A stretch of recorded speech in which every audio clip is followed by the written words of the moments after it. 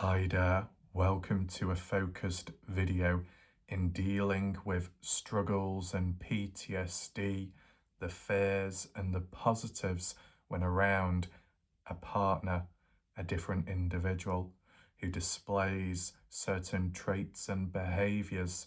What effect and impact does it have on you initially and afterwards? Does it start with a positive feeling and emotion? Is it later matched or countered with a negative, a fear, a worry of what could happen? If that's the case, that might be the PTSD and trauma talking, like a defensive response to protect oneself.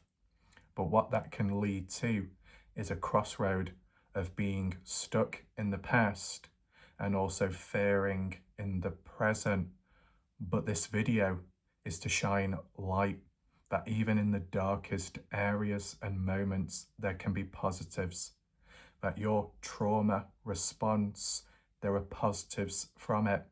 The feeling of wanting to run away from certain feelings or moments because it's too much or too demanding, there is a positive within it. And today I'm going to explain it bit by bit with a steady flow to provide perspective. Just as a disclaimer, this video isn't about causing conflict or interfering with one's own thoughts and cautiousness. It's about complementing it. It's about complementing your struggles as survivors' struggles, finding the positives that come from it, but also highlighting the initial feelings, the initial first-time impressions when having an encounter with someone, seeing certain traits and behaviors for the very first time, and what it did for the survivor themselves. It could be verbal, it could be non-verbal, certain gestures and actions, how it made the survivor feel overall. In the title of this video, I've called it the butterfly effect. It's important to explain what the butterfly effect is and how it applies today for a survivor in a current situation or previously. First of all, the butterfly effect, think of it like the wings of a butterfly. They're in parallel to one another and they move and flow pretty much at the same time and moving in the same direction, such as forwards. When it comes to a survivor's brain, their thoughts and feelings, emotions, there may be positive feelings here and there, but then it may be met with a negative, a worry, the demons talking, the defense mechanisms, and that would seem as if it's pulling in different ways. So how could it resemble butterfly wings? Because for the positive and the negative, it branches off, but in the same direction, which is a positive overall. So when there are moments and feelings of the impossible, such as a withdrawal or a deep freeze response, there are still positives within that. And I'll just give you a very small example to set the scene for today.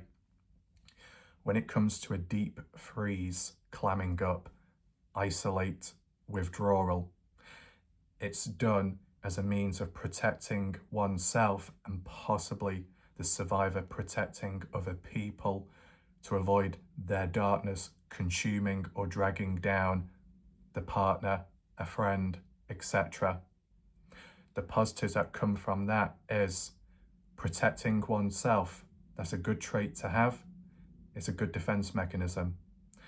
The other positive being selfless and protecting others. Whilst the initial action and the effects that can come from it are negative, is that the negative side effects still shine light of the bigger picture. The bigger picture being it's a significant moment in relation to a significant person. if an encounter with someone indirectly triggered or eventually indirectly led up to such a trauma response like that, weighing up all the considerations and the side effects, it shows that whilst it may have been uncontrollable or it was unexpected at the time when it occurred, at the end of the day, there is still the bigger picture, as in all these feelings, both positive and negative, all these side effects from performing a certain action or a defensive maneuver, it all stems to it feels great or it feels bad because it's important to the survivor. If it wasn't important, there would be no feelings. Feelings are considered for themselves and those around them, trying to protect everyone and themselves, even if the actions may seem a little contradictory. It's the bigger picture that matters. It's the butterfly effect that reaches that full circle and that point of it starts possibly with a positive or a slight negative, but it ends with a positive. And when I say end, it doesn't mean to say that's it.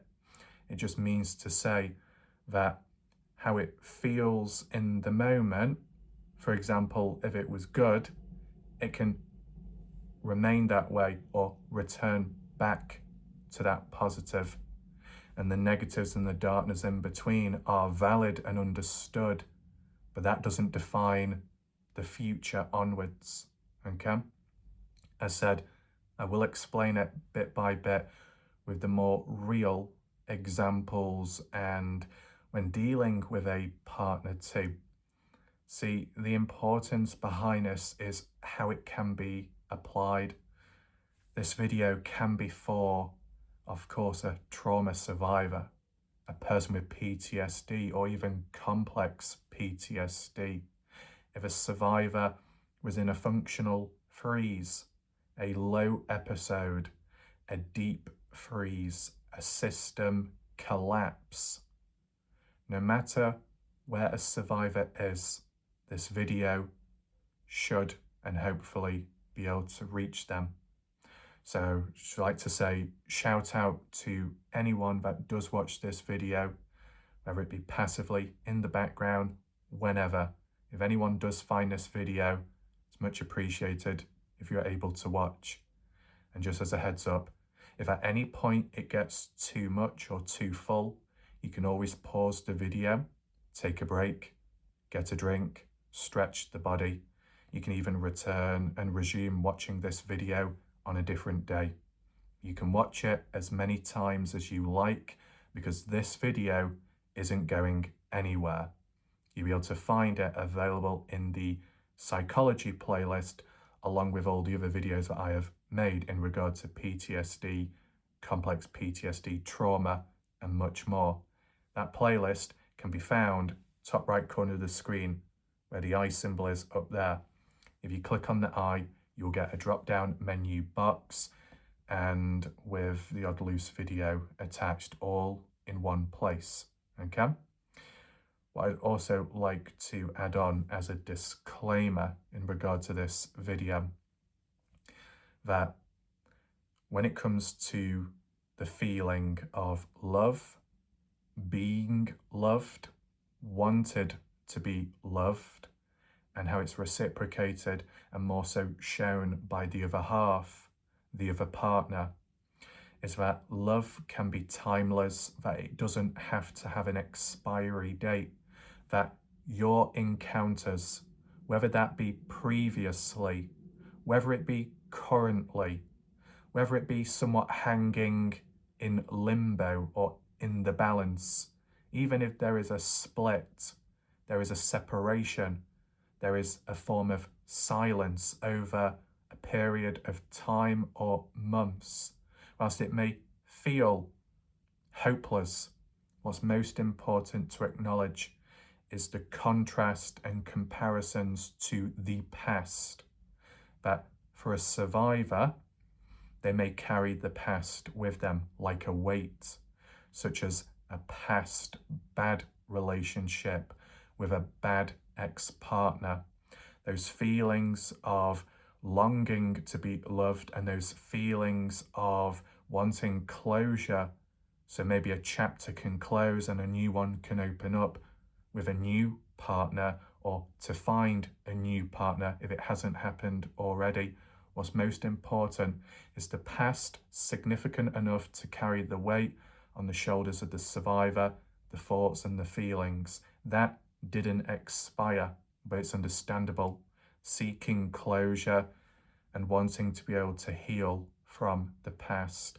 But what it shows, it holds a prominent place in the heart of the survivor and how much they value their past, whether that be in healing, whether that be in closure, or whether it just be in piecing together unprocessed trauma from the past. Either way, it carries and it's not forgotten within reason. But it doesn't mean to say that's all it ever has to be. That relationships and encounters onwards past that, whether that be recent, whether it be somewhat previously, moments where it feels like to the survivor, has it been ruined in their internal monologue? Have I ruined it because of my reactions, responses, my silence? What's important to acknowledge as a comparison and contrast to what we just said about the past. If an encounter or relationship was prominent or important enough to a survivor, they have every right to hold it close to their heart, or just to consider it from time and time in terms of weighing up the positives, the negatives, the certain feelings. Now, to a survivor, if they ever felt that doubt within themselves, or that feeling that they're to blame, or they have ruined something perfect, that they have self-sabotaged a new partner or opportunity, how can a positive come from that? The positive comes from the consideration and weighing up the importance of that situation, significant and important enough for the survivor to self-reflect, even if it did mean blaming themselves, doubting themselves, whilst on the surface level it's a negative. The positive that comes from it, full circle, reaching the top point, is that it was important enough to consider in the first place. Important to them, their heart, their mind, and possibly important to their desires. We touched upon the conflict aspect, which is the past and tying in with the present.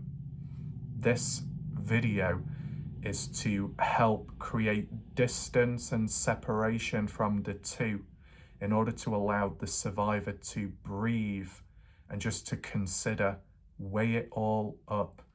It's not about toxic comparisons of the past, trying to get it to resemble the same or one overshadowing the other.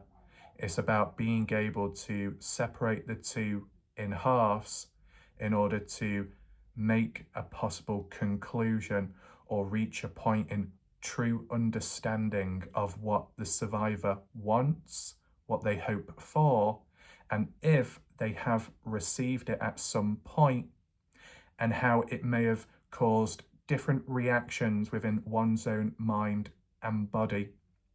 So the style of today will be giving examples of certain traits and behaviors with a partner. I say a partner because what's most important when it comes to the aspect of love or a relationship, it doesn't have to have an expiry date. If it's important and significant enough, it can be timeless within reason. It's to highlight that it's not always too late. There can still be hope. And whenever a survivor is stuck in conflict or feeling certain trauma responses, it feels like it's heating up or something is touching a nerve and activating it, because it's highlighting a positive but also important shift in the possible direction of healing and recovery. In order to get better, one may feel worse first. In order to recover slowly, one may have to face difficult moments and choices.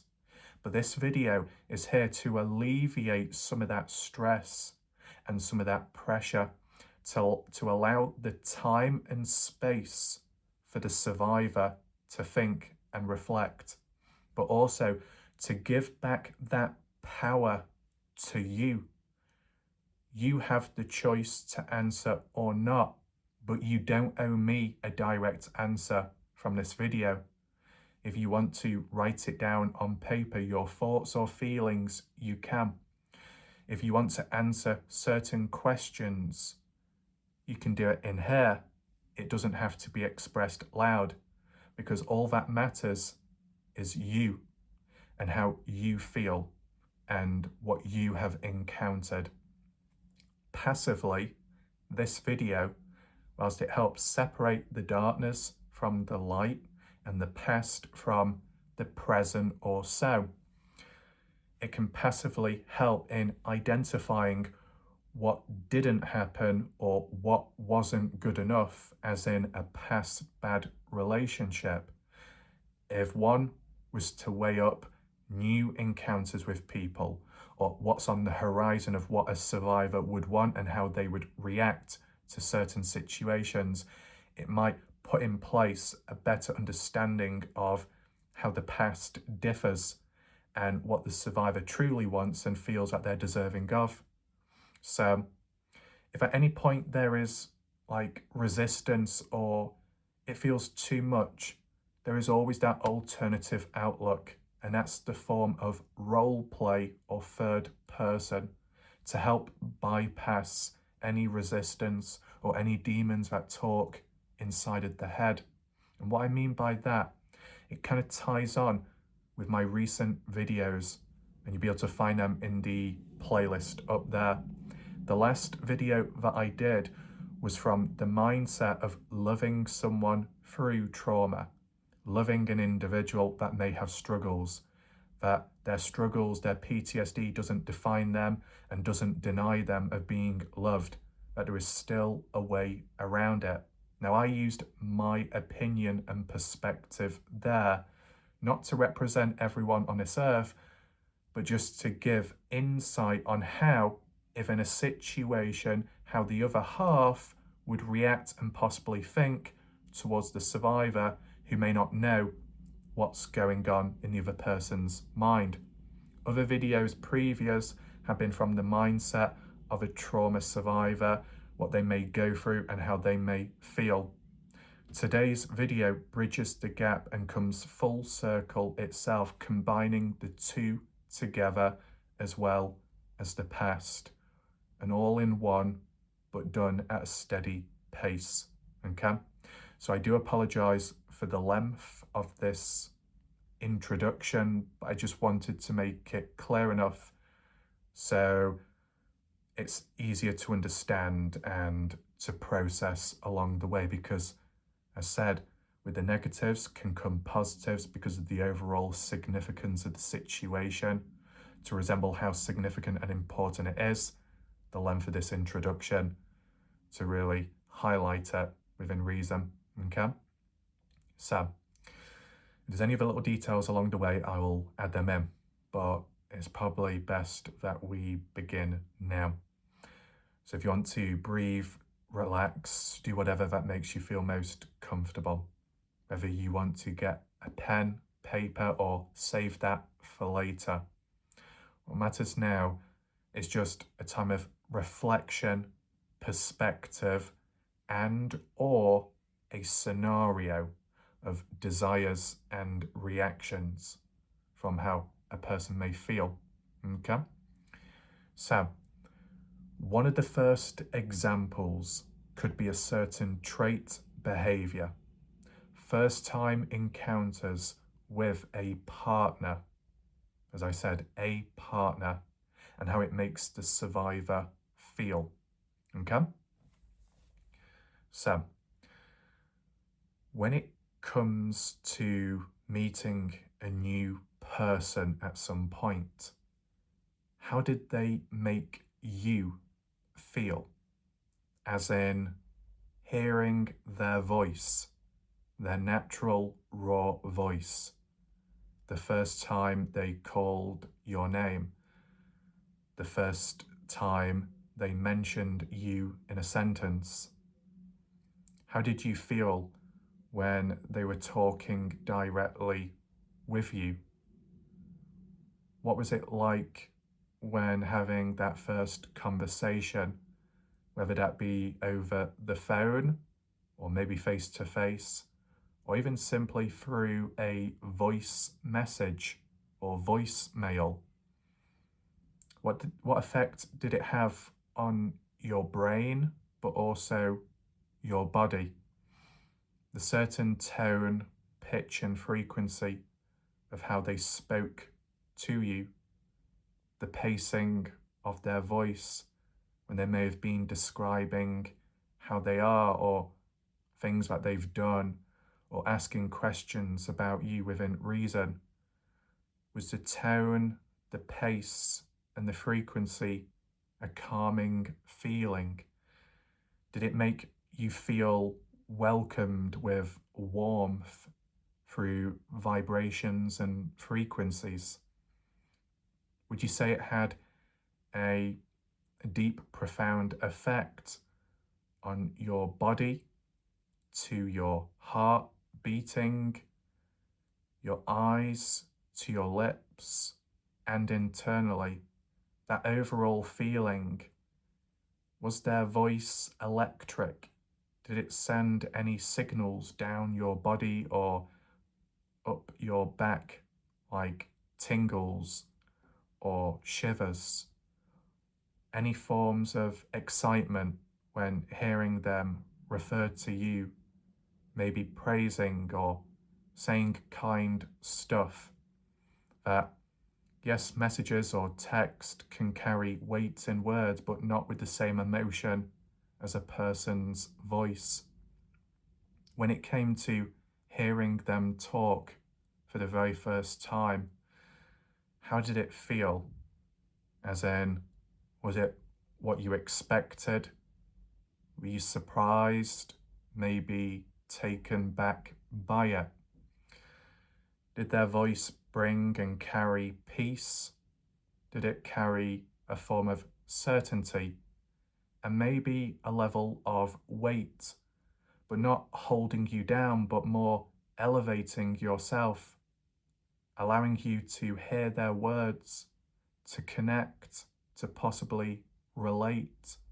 Was there ever a time when talking about such topics or interesting points, or maybe certain deep moments, the way their voice was, possibly how their tone changed at moments to signify a change in emotion, a change in pace? Were they always rushing about talking, or was it more methodical? Was it considerate? Did their voice allow space for your own to be valued and welcomed? Was there time where you had the opportunity, even if you didn't, did they give you the space to voice your own opinion? Did it feel somewhat balanced within their pitch and frequency, but more importantly, the space to have an open conversation without it being too one-sided? Even if it was hard to talk, or there wasn't lots to talk about at times, or if the brain went a bit foggy, did it still feel like the sound when they talked, it was comforting, bringing a level of peace in comparison to the past, where it may have been toxic or loud and chaotic and fast-paced, erratic, where it may have not allowed the survivor to have time to defend themselves and to even talk feeling undervalued and dismissed. How does that compare to now, at a time where you may have had that difference of opportunity? Now, in regard to the positives versus the fears, this is now to give a bit of perspective on a survivor, what could happen and what could come from it. You're more than welcome to answer or write it down, whatever that works best for you. But without asking too many questions to avoid the overwhelm, what may happen with a survivor, and these are signs of a positive effect and movement forwards, even if it may not be noticeable, that when it comes to hearing a person's voice, maybe for the first time, for a survivor, it can be quite an exciting moment. It can be like a big reveal in a way. You don't know what they sound like. You don't know, their accent, their tone of voice, their pacing, their emotions through the words. You build maybe certain expectations and ideas or just excitement and nerves that when it finally comes round and you finally get to hear their voice, whether that be through a video, a message, voicemail, a call, whatever way that communication can be carried and it can be received and heard. For a survivor, if they were to feel excitement, butterflies, the tummy flipping, doing somersaults within, or even the heart slightly dropping and bouncing up and down, to certain tingles down the spine, it can be a chemical reaction, an emotion of chemistry forming, in which certain frequencies of their own are meeting on level with a new partner. And when frequencies and, deep surface level connection unknown to the survivor in the moment that could be made, or at least that's how the body and mind reacts, highlighting the possibilities of a deep connection, that comes with major positives, especially if a survivor has gone through a lot in the past. And if that bad maltreatment, part of it was caused by verbal communication and verbal poor treatment, that the voice can carry a lot of weight and a person's voice can be weaponized to hurt a survivor. It can have a profound effect.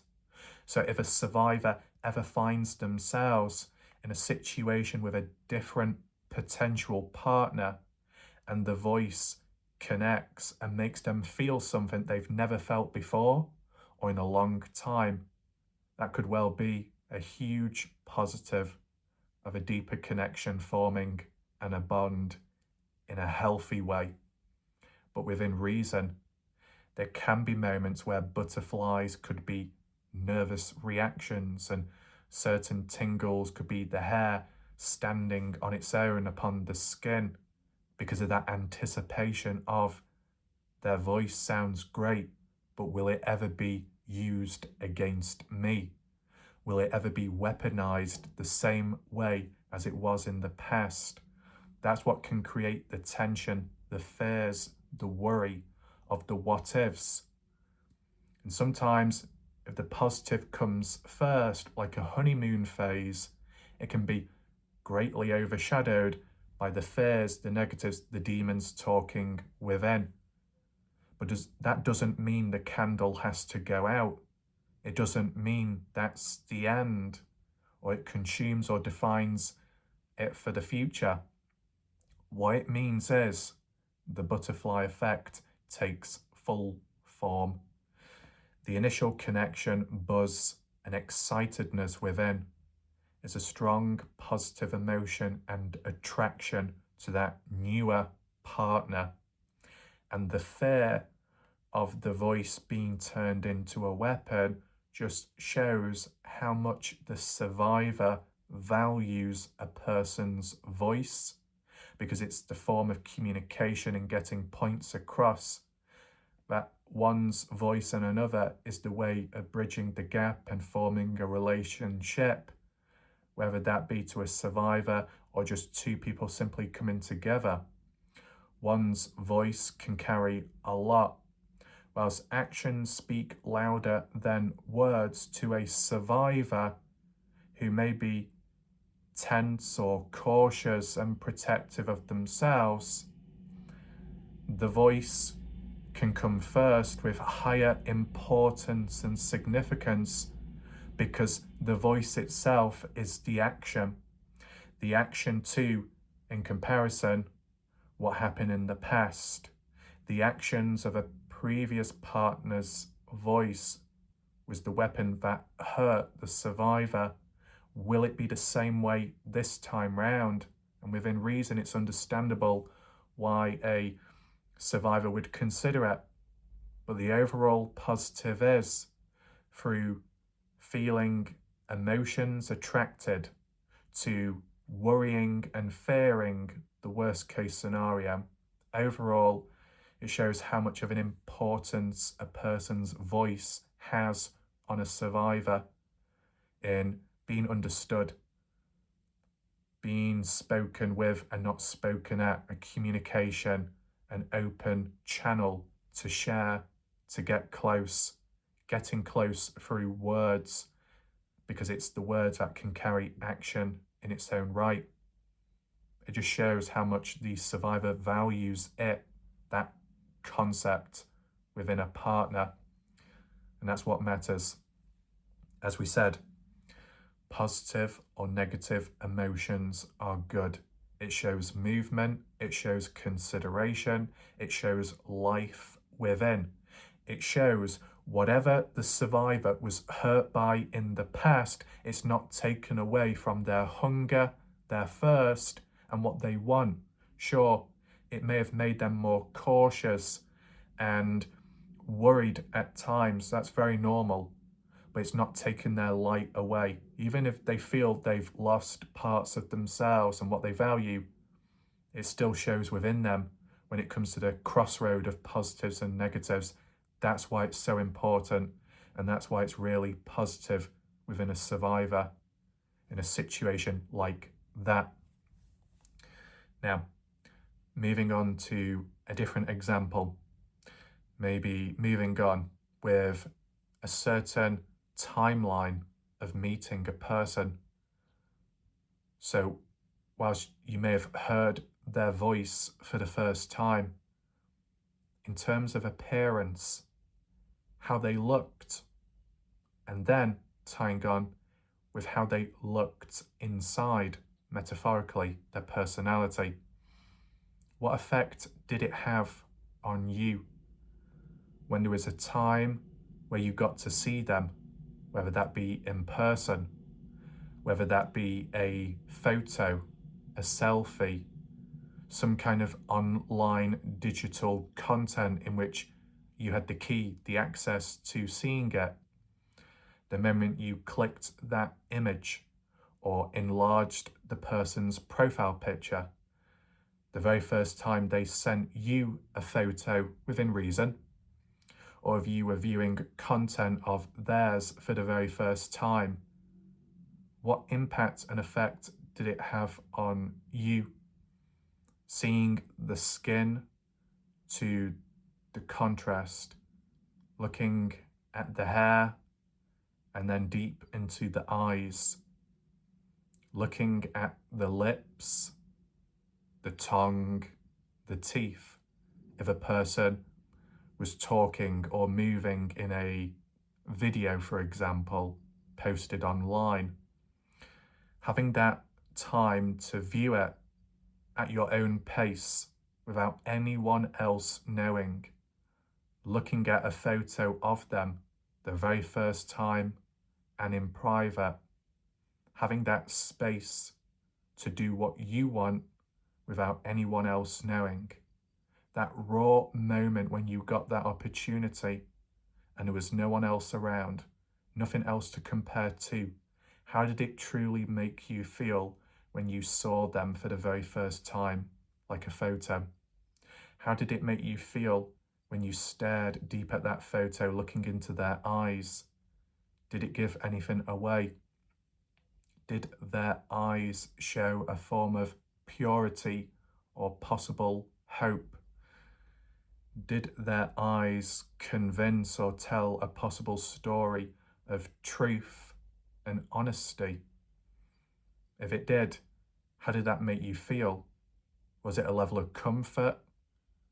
Was it a level of bubbles and butterflies once again within?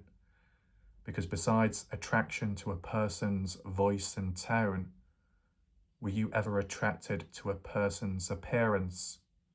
And not for that to sound shallow, but did you like what you saw? Do you like what you see? Is it something you would hope to have, as in being side by side or being opposite one another and seeing them firsthand, if ever there was a chance in life? Whether it be the first time seeing a photo or a second, did it make you feel the same way as it did the very first time round? Like with a person's voice? Was it exciting each time? Was there ever any boredom? Or was there a feeling, an urge, a hunger within, wanting more without demanding, but just feeling that urge within that this photo, that profile picture, that updated social media post, did it ever leave you waiting for more? Did it ever leave you with that lingering inner thought of, I can't wait till tomorrow. I can't wait till the next time that they may upload or share another photo of their life or just of themselves personally? Was there ever a moment like that? Now, the positives, the fears. The positives can be that big reveal, like a surprise, that encounter, being able to see who you like, or depending on how you found them to begin with, whether the attraction came from verbal or text-based communication, anonymously without photos, or if it was the other way around. Was it that initial burst within the heart, within the mind, maybe the gut? Was there a gut feeling of, this person is right for me, in appearance, but also internal appearance, as in personality and behavior? We'll touch more upon that later on, okay? But these questions, you don't have to answer them immediately, just to make that clear. If you want to answer them in your head, you can. If it's easier to offload it so it doesn't get too much, you can always write it down on paper, your initial feelings and reflection. It doesn't have to be perfect. In hopes, it just needs to be real, whether it be more positives or more negatives. This is about you, the importance of feeling and knowing what's right for you and what you want out of something or someone, okay? So for example, when it comes to appearance, a survivor with the positives may feel attracted naturally or magnetized, pulled in by the presence, the appearance of that other partner, how they carry themselves, their body language, their posture, their eyes, their nose, their mouth, the way their lips move, the way they talk, of course, the way they convey themselves within a discussion or a post, an action, how they move, how their fingers move, the finer details. Has there ever been a time where a survivor has looked at all the tiny details of that said person, which maybe no one else would ever pick up on? Has there ever been a time at that? Because if so, that would be significant. I'll explain it in just a second. But overall, the positives can be attraction, a buzz, tingles, electricity within, that urge that this person seems right for me. This individual is someone I would like to look eye to eye with, closer, wanting to be closer, wanting to touch and reach out to that screen as if it was in person. That deeper attraction, that need and that want, that pull, not pushing an individual away, but in a way pulling that survivor in. Now, the fear, the negative that could come from it at some point might be this attraction is pure and passionate. However, is it too good to be true? Does it bring the fear and the worry that it happened in the past? Someone looked attractive or charming, and it was used as a shield and cover from their true identity, which was much darker, like a wolf in sheep's clothing, appearing innocent visually, looking kind and caring of themselves and how they carry themselves, but beneath that layer, that skin, there was something ugly, not literally, but ugly in who they really were as a person. If something looks too good, is it too good to be true? Not wanting a repeat of the past. In some ways, a survivor could feel that. And, or a survivor could feel at some point when it comes to looking at those finer details within another individual, looking at the facial expressions, the little moments, the eyes, the way they blink or flicker, the way the lashes brush against one another, the way the nostrils may flare at certain moments and when expression is shown. Such tiny details that the survivor appreciates and values, which no one else around would ever know of. But the negative that may come from that, does the survivor blame themselves or critique, act tough on themselves, hard, as in, why am I doing this? It's sad. This is so silly of me. This is so stupid.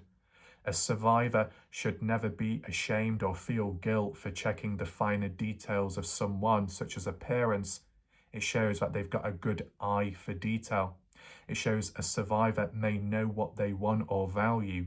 And if they look deeper, if they look at the finer print and details of a person, it might just be a sign that despite the self-criticism, that they may see value in someone and they may like what they see, and there is nothing wrong in that.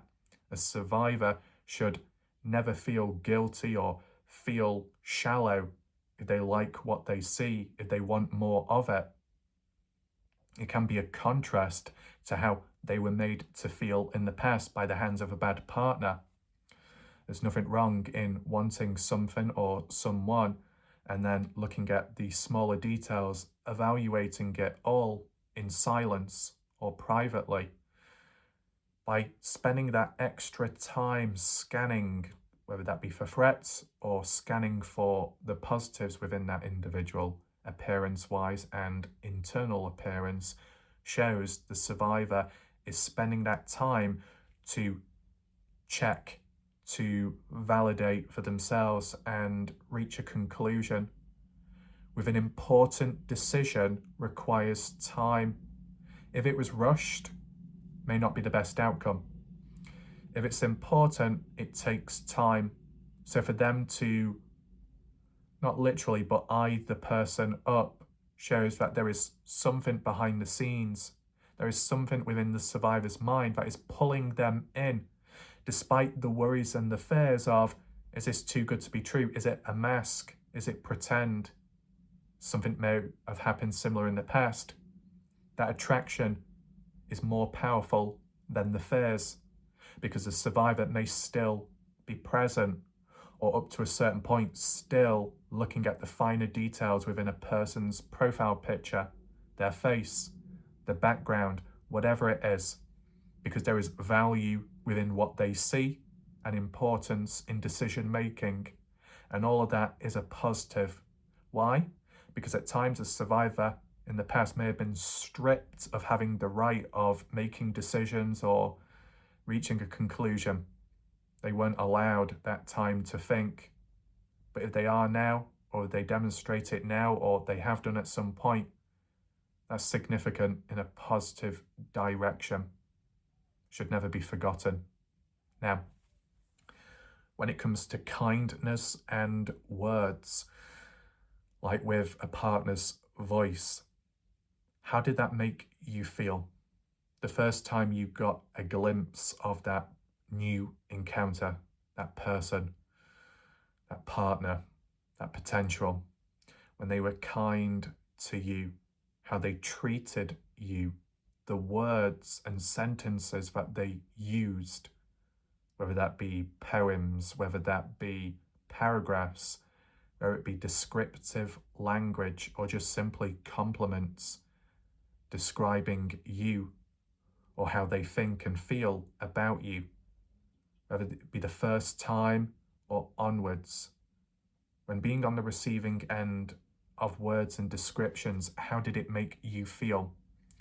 With all fairness, possibly in the past, you may have been on the receiving end of words, but that may have been for darker reasons and may have not benefited from it, more so suffered by the hands of another person's voice and presence, and that can carry great weight. A person's opinion may not mean anything, but an individual that you know of or close to or love or respect or think highly of, look up to, will carry so much more weight and importance, and you may hold their opinion and thoughts as the gold standard. Whatever they say can be processed and listened to, but if in the hands of the wrong person, it can also destroy or hurt a survivor. In contrast, with a new individual you may have met, you may know of, when they talk to you and the words that they use, how does it make you feel? Is there an overall feeling to it? Is there a level of consistency in the words and the descriptions that they use when describing you or how you have an effect on them, such as positively speaking? Was there ever a time of that? Whether that be through voice communication or through written messages or notes, somewhere, somehow.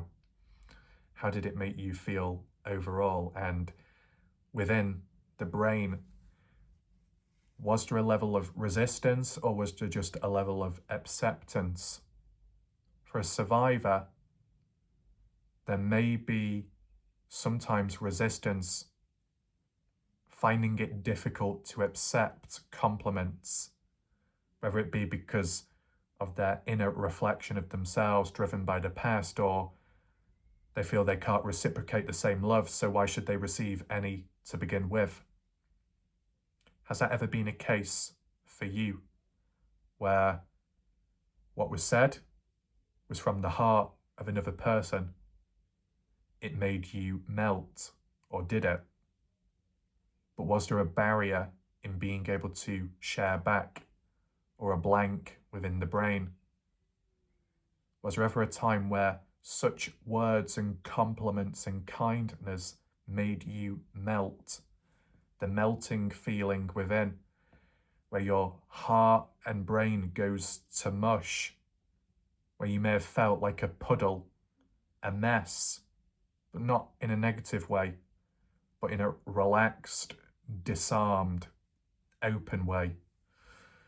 That the words that they used, their kindness through action and responses, had an effect that bypassed your shield, your wall, your possible mask that you wear to survive and to pretend to be okay when things may not be. Has or was there ever a time where that kindness touched your heart? where their words touched your heart deep within, that it was felt, that it caused the heart to twinge or to twitch in reaction to it, positively, maybe. That melting effect where either the defense mechanisms tried fighting it or you tried fighting it, but you just could not stop it because of how much power it had and the weight. But that melting feeling being a positive overall, mushy but pure, relaxed, feeling valued, feeling appreciated, and feeling of worth, as in appearance, as in presence, as in a form of purpose on oneself and the other through the descriptions and wording by the other partner. Has there ever been a time where you were in that position? Now, in regard to the positives and the negatives, where do we start? Well, the positives being, and this can be a double-edged sword, the positives being the tingles, the excitedness, blushing, melting. A survivor can blush. It's not just the internal reaction of the heart jumping or the tummy flipping or any butterflies. It can be the physical presence and change, whether that be the cheeks blushing, going red. Not quite a sign of embarrassment, but a sign of blood rushing, like a sign of passion. The redness, the fire within, is causing a chemical reaction within the body and mind, leading to the heart elevating in beats, the blood rushing through the body more.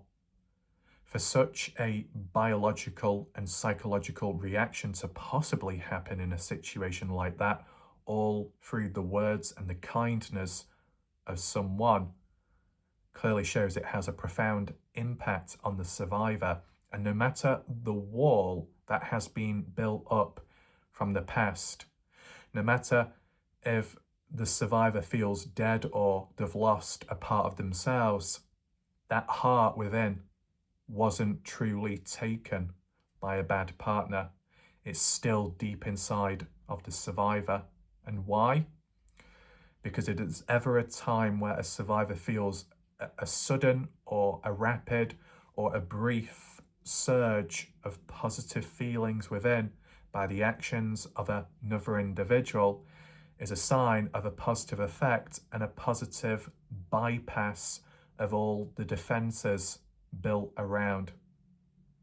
And if it was ever direct, where it just penetrated straight through that mask, making that survivor feel what they've always wanted to feel, as in being loved and being validated, possibly causing a blush, like a psychological response, a counter to the trauma response of closing up, a release of emotion, a release of built-up tension and positivity. Has there ever been a time where a survivor dealing with compliments and words that has led to the feet, the hands, the fingers clenching, closing and opening like a cat, the cat paws? It's like a way of regulating the body and the nervous system, dealing with an emotional overwhelm of positivity, where the survivor may wish that they could just grab the other individual and just hold them, or maybe give them a gentle hug. In other terms, psychologically speaking, that can be considered cute aggression, where it's a build-up of such intense feelings and emotions that it wants to be displayed and released because it's built up so much inside, like a firework, wanting to just burst, but in the right way, and to be shared with the other person. Has there ever been an urge for a survivor to feel like that? They're the positives that can come about through emotions and also the body language and the visual chemical reactions, as in blushing, as in tensing, as in having those urges to want to reach out even if it is impossible. There is that. Now, the fears. The fears can take over greatly, of course, with respect. For a survivor, compliments and words are a powerful tool to bridging that gap and getting closer, but it can also be used for the wrong reasons. If a bad ex-partner in the past used compliments and promises to get them close, to wrap them around the finger, to welcome them into their heart, or welcome them into one's bed, it can feel like betrayal when it goes wrong, or when the cover is blown and the true intent is shown. That fear of not wanting to be used again, the fear of not wanting to hear false promises or false compliments, just for one person to get what they want and not for it to be a shared thing. The survivor doesn't want the past to happen again, values positives and values how the other person thinks of them and the effect it has, as in a relationship, but wants it to be real. And that's what's most important and positive, despite the negatives that can come with that overwhelming fear and history repeating itself, is that the survivor values being loved and values and wants to hear what the other partner, the other side, thinks of the relationship and thinks of themselves, as in towards the survivor.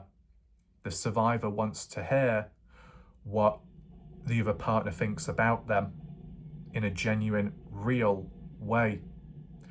And when it comes to wanting to know the truth, that could come with compliments, it could come with criticism, but the survivor may be willing and just wanting the truth. It shows what they value. It shows a level of respect and how they indirectly carry themselves and respect themselves in wanting just the truth and not lies, not the past, but something brand new right now. Another negative, which was briefly highlighted, is the survivor may struggle with compliments. The trauma response could be fear, it could be anxiousness, it could be the feeling of dread or guilt, feeling guilty for another partner pouring their heart out to that survivor because that fear of not being able to repay it back in words or actual language or closeness, feeling like an emotional debt is building and it can't be repaid, and it just stacks on top of one another, getting bigger and bigger and more overwhelming as time passes by. Not being able to accept the compliments, but still feeling a response from them. The positive that comes from that is that the words, the impacts have such a profound effect that it does cause a reaction within the survivor, as it may come across as a negative or feel like that as an emotional debt. The reason why the debt is present and why it feels intense is because the words do have meaning and truth, and deep down the survivor does greatly appreciate those descriptions, does greatly appreciate and may value it profoundly, that the other half sees them in such a great way, feels such great things about the survivor, that it may be too much of a compliment or too much of a positive to accept themselves because of their proudness, because of their past. It can be for different reasons. But for it to trigger a conflict of a positive met with a fear or a worry shows it's important, they care about it, they care, as in the survivor, of what the other partner thinks, and that in itself is just a positive. The survivor values the other half.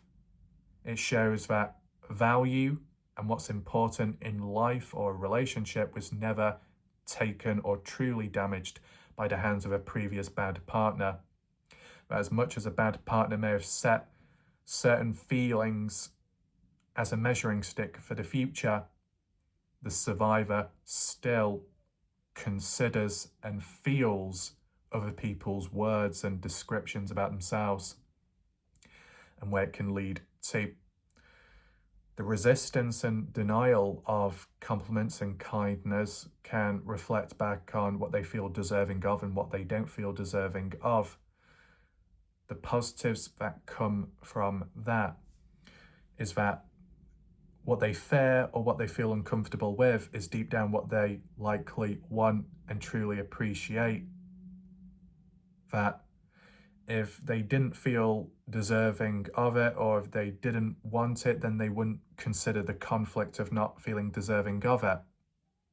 And that partially because of the past, how they were treated and possibly made to feel, convinced that they don't deserve this or that, drilled into the mind by the hands of a bad ex-partner, drilled in an unnatural, biased way, kind of highlighting that if that never happened or before it happened, the survivor likely had a different set of values, wants and desires. More than likely with the reaction of the resistance, but the feeling and urge of positivity from it, that conflict shows the survivor still deep down knows what they want and what they want to hear, but are just dealing with the struggles of the past and a bad partner that tried taking away what the survivor appreciates most and hopes for in life. It was never taken, it was just overshadowed. So the positive is it still remains within. Now, in regard to a partner being funny, was there or has there been a time where you've been around this individual, they've made you laugh so hard that you almost lost your voice? They made you laugh so much you started coughing. They gave or made a funny joke or a comparison.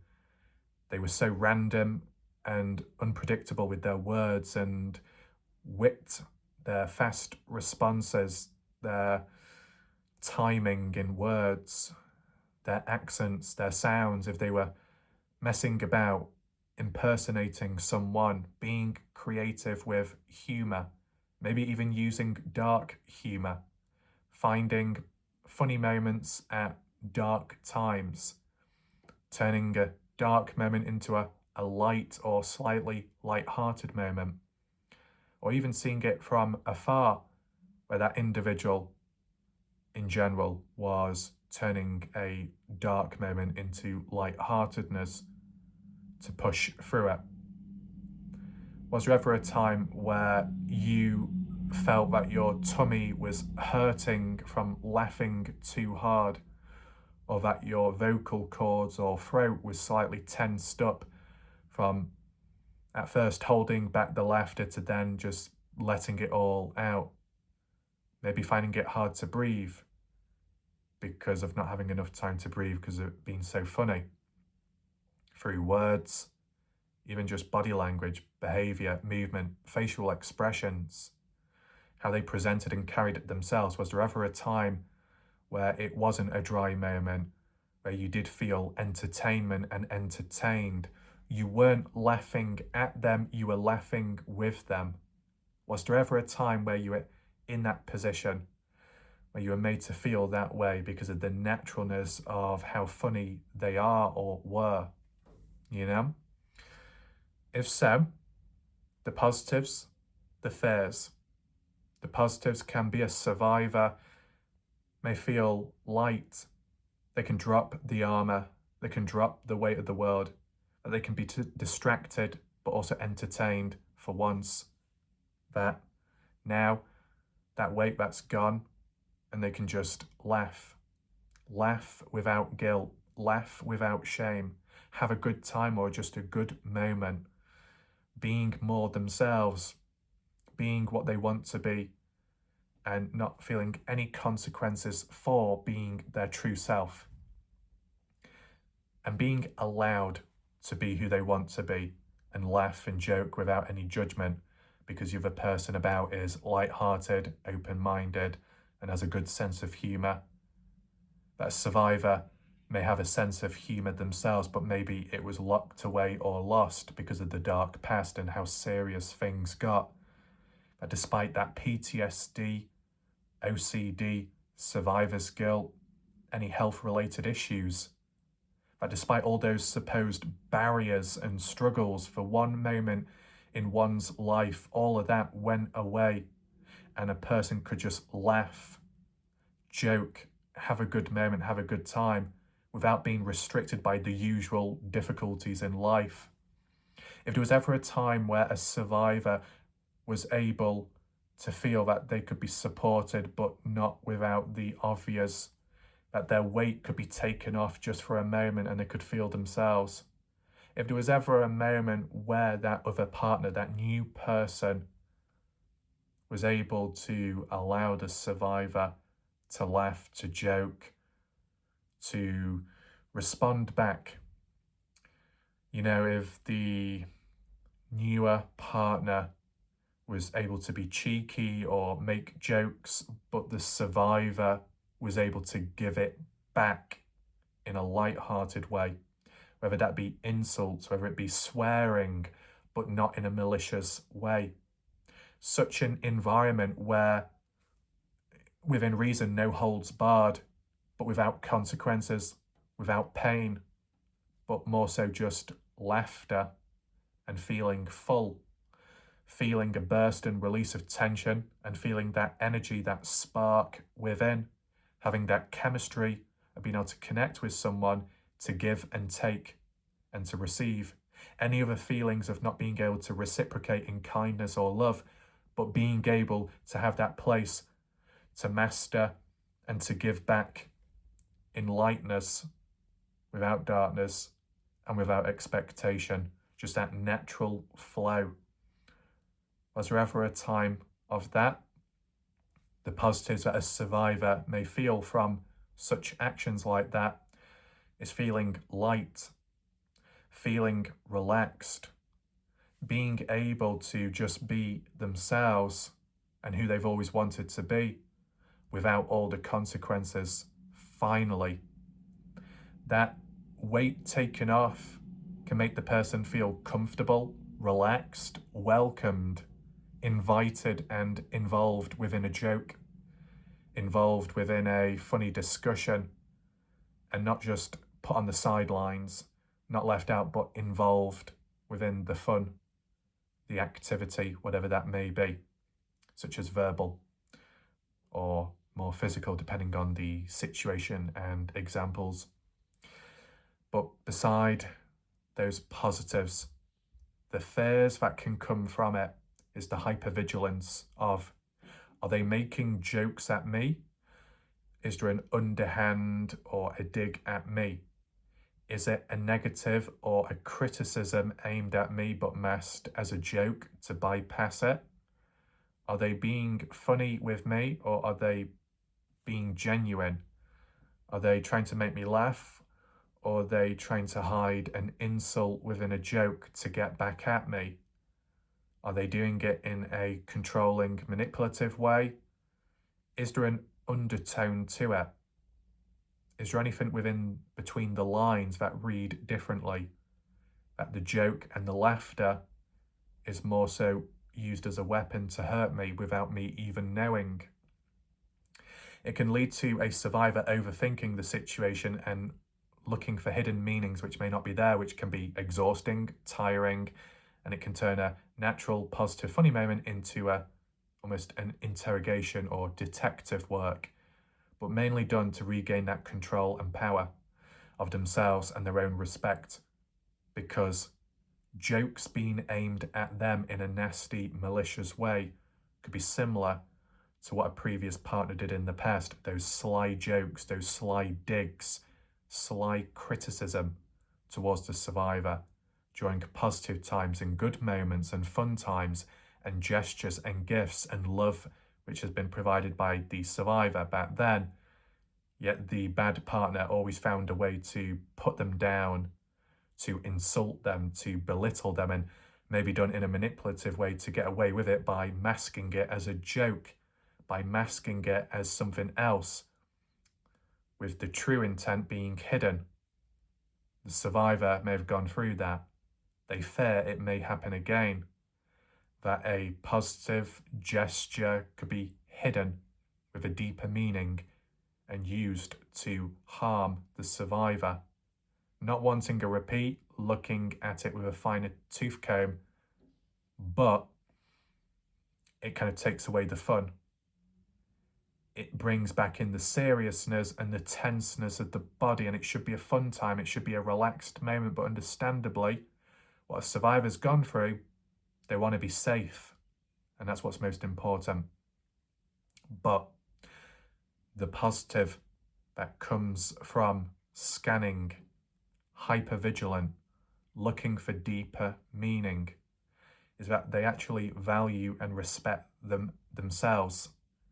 Even if they may have a low self-esteem, or they don't feel deserving of certain stuff at times, or they put themselves down, they critique themselves, deep down they have that final stand approach that they will not settle anymore for sly digs or undertones, whether that be a past abuser, whether it be a family member that holds a candle to the past and mentions these sly little remarks aimed at the survivor and a criticism for it and the outcome of the past. Nasty, covert attempts. If a survivor feels tense or worries that it's being weaponized against them, a repeat of the past, the positive is they're not willing to settle for that anymore. Whilst they may not feel deserving of things in life, subconsciously they're showing that they're deserving of being treated better, deserving of not being seen as a joke, but seen as a real person that deserves to be, in a real way, loved and respected. So for all the times they put themselves down and feel unworthy, subconsciously they're showing to themselves and to the world they want and they need to be valued, and they are a fully grown person present, along the lines of that. So it comes to a positive at the end of the day for that area. Now, when it comes to memory, if the newer partner, you came across them, and then on a particular day, they remembered a detail that you shared with them a few days ago, and it caught you off guard. Or when it came to a birthday or a moment to do with the survivor, where you wasn't expecting the other half to remember a fine detail or a certain thing that you like or what you've done, or a preference that you have, from a favourite movie to a favourite colour, a favourite meal, a recent drink that you had, a recent shop that you visited, a recent meaningless small-scale moment in one of your days which really had not much value, wasn't that big of a deal, was a throwaway comment, it meant absolutely nothing, like today I walked past a seagull and it was hungry, or today I saw a cat strolling across the road, it was a black and white cat, and then on the fence there was a ginger cat. Just small-scale random details and small talk like that. And yet the other partner brought it back up in conversation a week later, months later. How could someone possibly remember such fine details like that? Did it ever leave you feeling amazed, in awe, simply surprised, a slight setback, shock? You weren't expecting it. Has it been made to feel that you just don't expect people to value or remember what you say or do or believe or think? Do you ever get that feeling or thought that what you say and what you share with is more discarded and like a throwaway? You don't expect it to hold weight or value to another person's heart or mind, that you expect what you say now will be forgotten in a few seconds' time, possibly because of how you were treated in the past.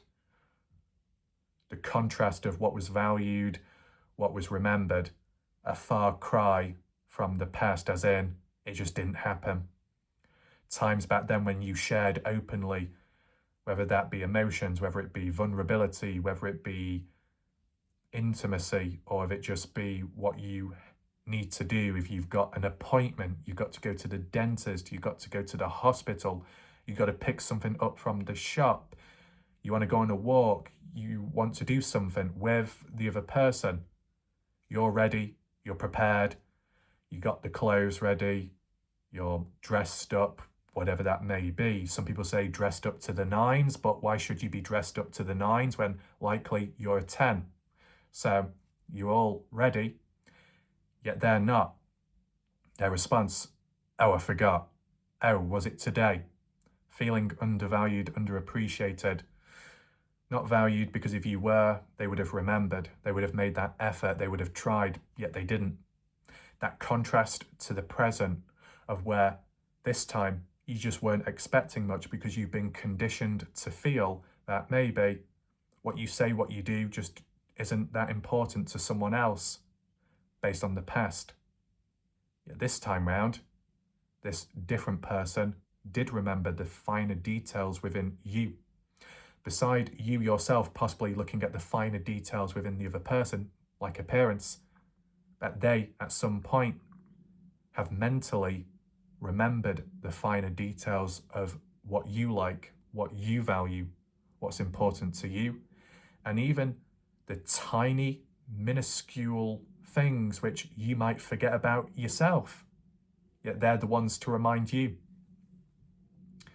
Has there ever been a time where your normal routine behavior during the day or at night may have been disrupted because of this communication and hanging out, which you didn't think of it at the time or you forgot, whether that be having a certain drink before a certain time, whether that be brushing your teeth or having a wash at a certain time, or if it be on a more serious note, taking medication to help for different reasons.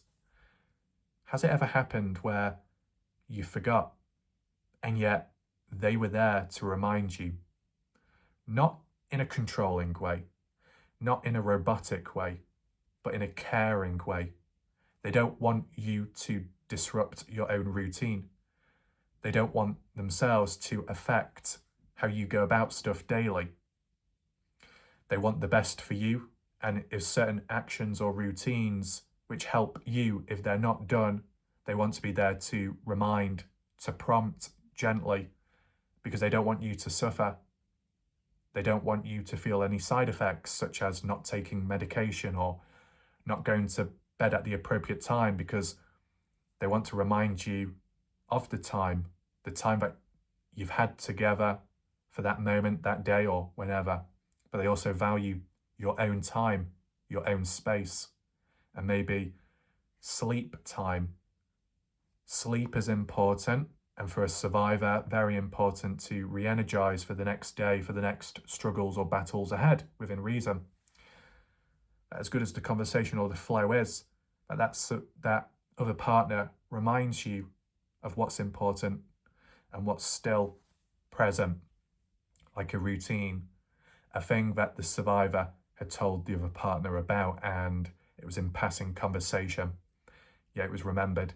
The amount of times the survivor does certain stuff, what the survivor does in a certain order to maintain balance and stability, what a survivor feels about when things are done versus when things aren't done, what a survivor gets up to here and there, or just small little encounters along the way. If you yourself have been in the presence of a partner that can remember fine details, even possible anniversaries when it can be quite sensitive and difficult, yet they remind you, but maybe not always in a full-on way, but they might remind you in a non-intrusive way. If it came to a certain date, a moment, a trigger, an anniversary, if they were present by your side, they didn't say, oh, I remember what today is, but they just simply gave a gentle nudge and said, I'm here for you if you want to talk. If you need anything, let me know. And at first, maybe you felt, what do they mean? Why are they saying that? And then the coin dropped. Oh, because of today.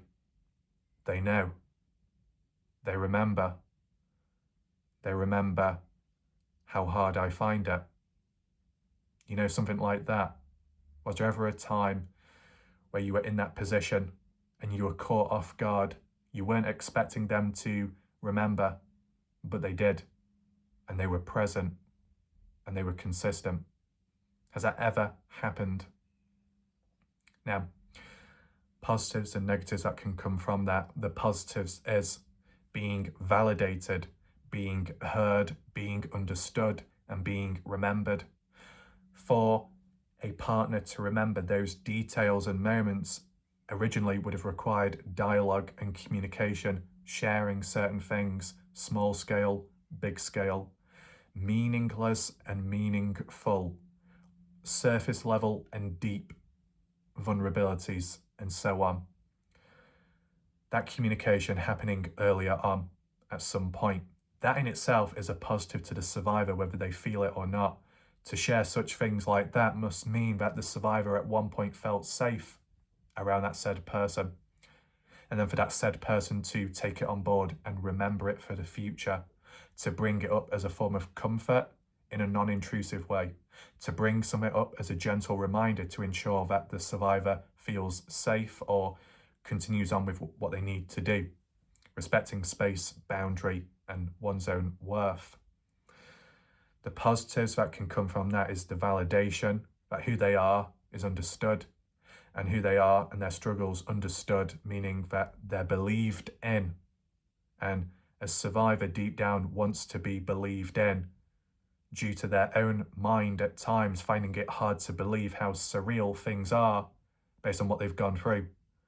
Wanting and needing an ally in their corner, not to take over, but to fight in their corner because they may have not had it in the past.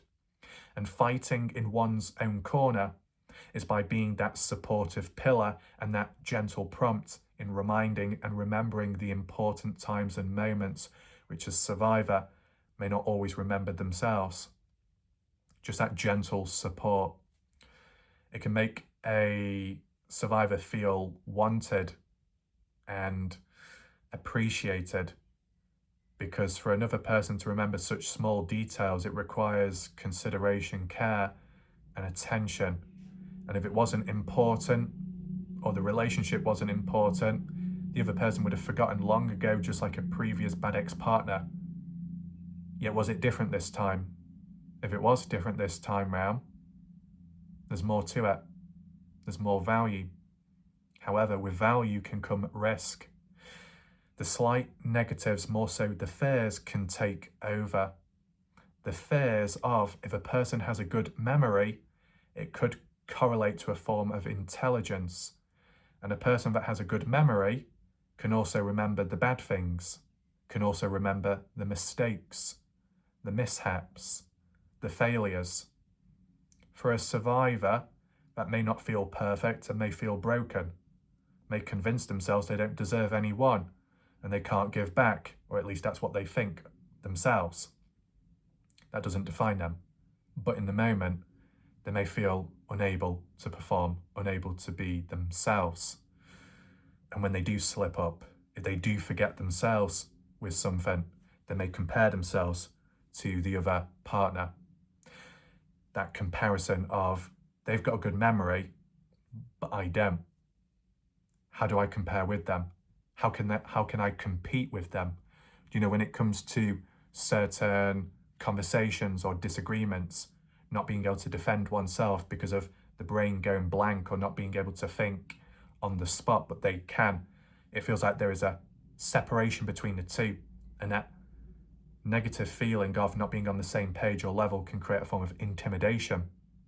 But the positive that comes from that is valuing the secret need and wishes to be on the same level, because they may deep down see themselves within the other person, but they can't quite reach it themselves, but they want to be on the same level, metaphorically and physically, to continue with that said person because they see value in that relationship, and that is what's positive. If there was no value in that relationship, there would be no intimidation, there would be no fear.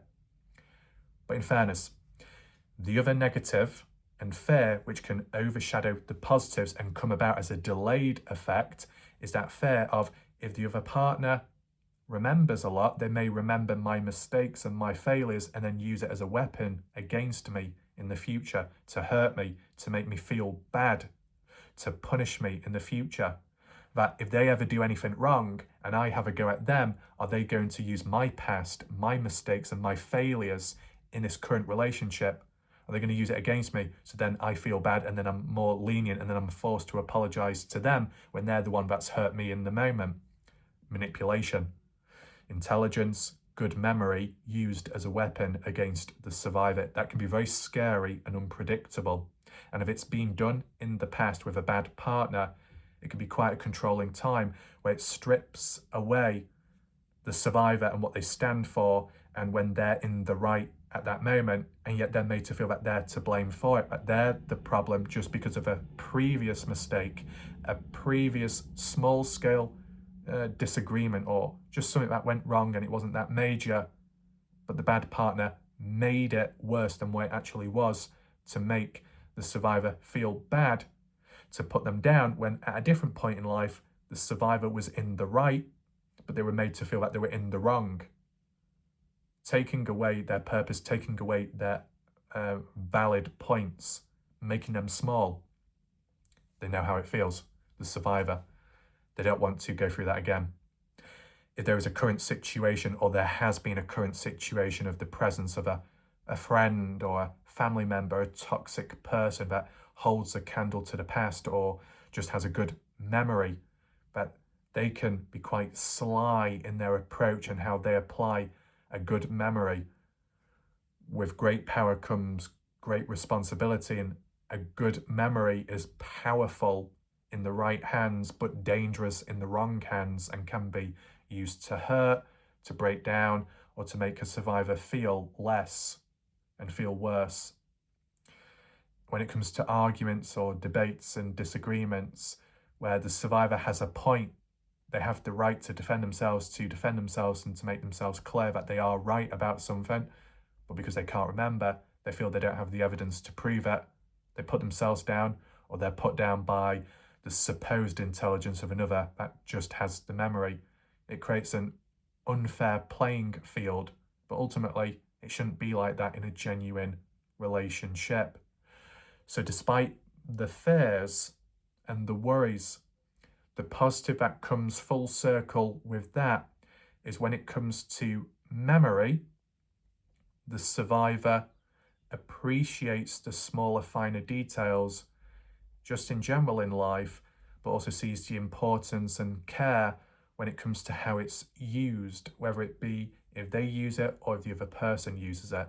That the survivor at some point previously, before the bad partner, had maybe better memory, because through trauma, PTSD, that can cause an impact on memory. At one point in the past, memory may have been better, and yeah, it may feel like it's got worse, but maybe it hasn't, or it hasn't been taken away. It's just that the mind has been replaced and occupied by struggles. That if struggles and strain and PTSD was alleviated or taken away, maybe, just maybe, there would be breathing space and that capacity to be able to think beyond one's own feelings and struggles, to think outwardsly, to think of another person, to think of a situation, to defend oneself, to protect oneself, to engage with another person without all the consequences and noise. It's like there is pressure on the brain, and that pressure leads to that feeling of dysfunction and failure, but it's not. It can be like reversed. It's reversible. When the problems and the weight is taken off, the mind can breathe, the mind and memories can come and strengthen. Of course, it's getting to that point in the first place, but as we weigh it up through this video, the positives, the negatives, with an overall picture of a partner, a new one, a recent, it might set the scene for that safety and security. Safety and security, the first early big steps in a relationship, in being able to progress and open up, which slowly alleviates those struggles and pains along the way from the past. There's an order behind it, an importance. So when linking it back to memory, the positives that come from being remembered and not forgotten, versus the fears of it possibly being used in other ways shows that there is that deep care and that understanding behind how important memory is, and they see the value in it. Even if the survivor feels like they don't have the same capacity, they do. It's just currently occupied with struggles, meaning things haven't been lost. There's still that hope and light within. It's just in the shade at the moment. Now, protective. Has there been a time where you've been in the presence of that person where they're protective, caring, loyal, verbally, physically, where they shield you from darkness, where they shield you from verbal criticism, where they themselves stand on their own 2 feet and say what they really think to someone's face in some way, in honor and defending you? Not in the sense of them taking over and speaking on behalf of you, but allowing that room and space, maybe even considering confiding within you before they do release themselves to others. You know, done within reason, not to escalate, not to cause direct conflict, not to make it harder, more difficult for you, but a person that was present in your life or is, that they took it upon themselves whilst confiding within you first to make sure that you're okay with it, for them to say what they really think to someone's face, for them to defend you at times where you might not be able to defend yourself, or you're caught off guard, or you might just simply not have the energy or capacity.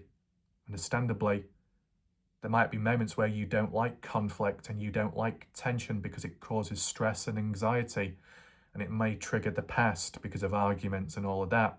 That's very normal and understandable. It is.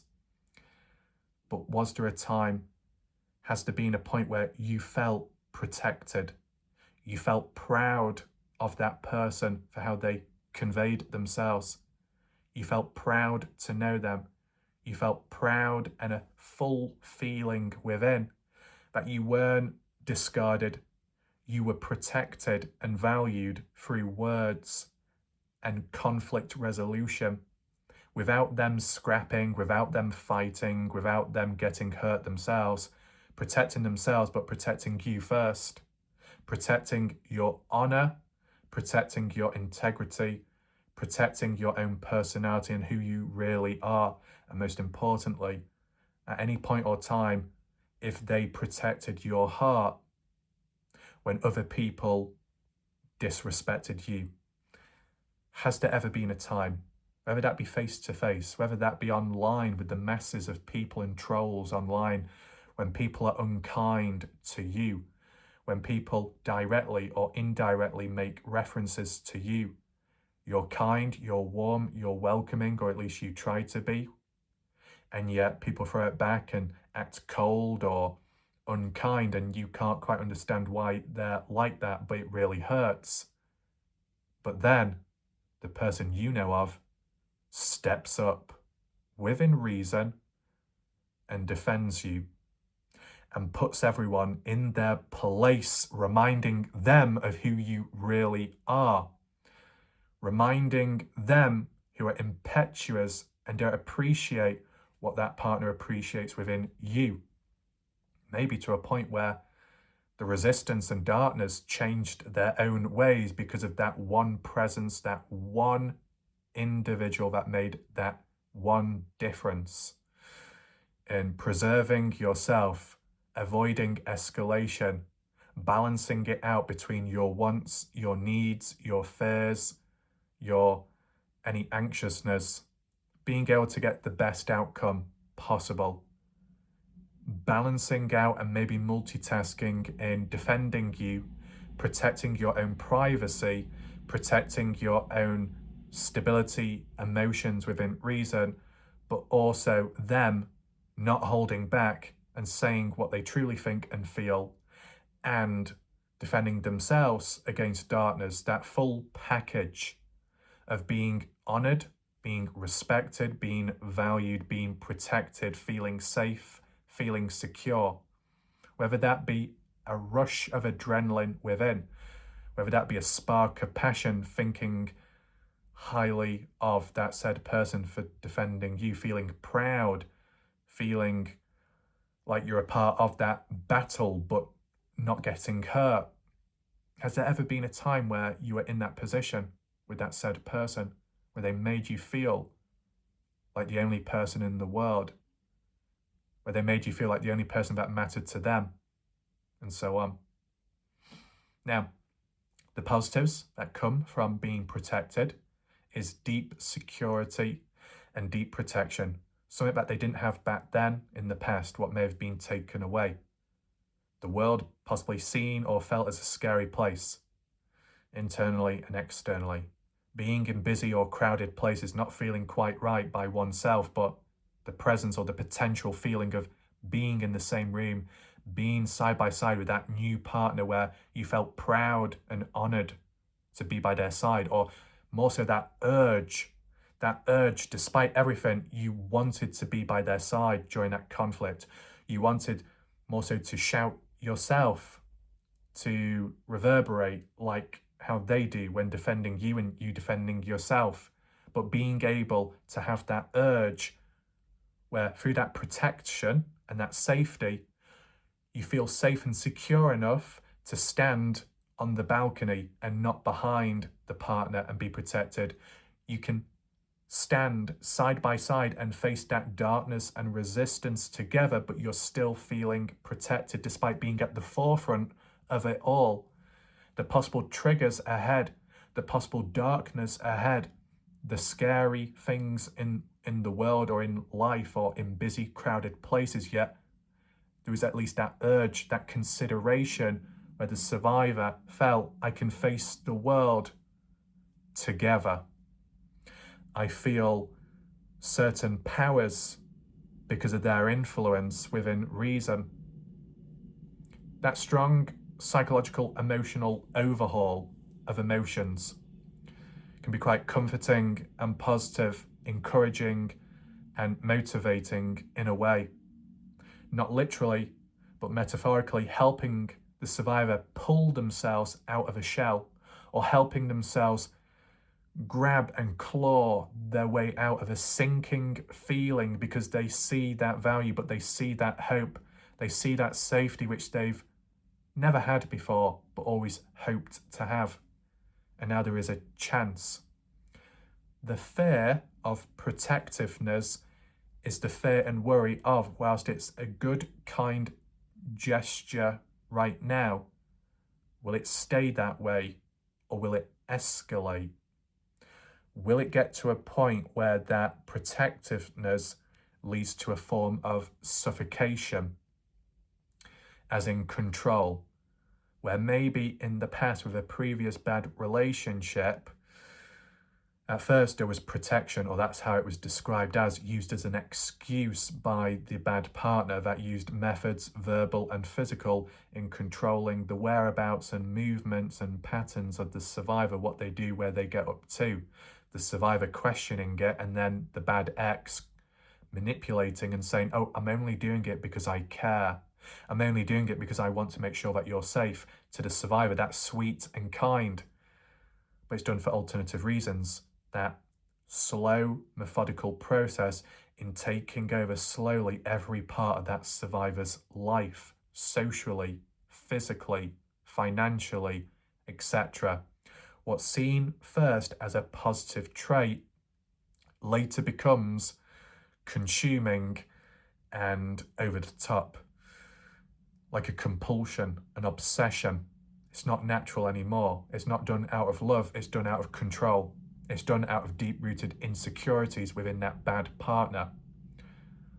That fear, will it happen again? This current moment, they're protective of me. I feel proud, I feel honoured to know them.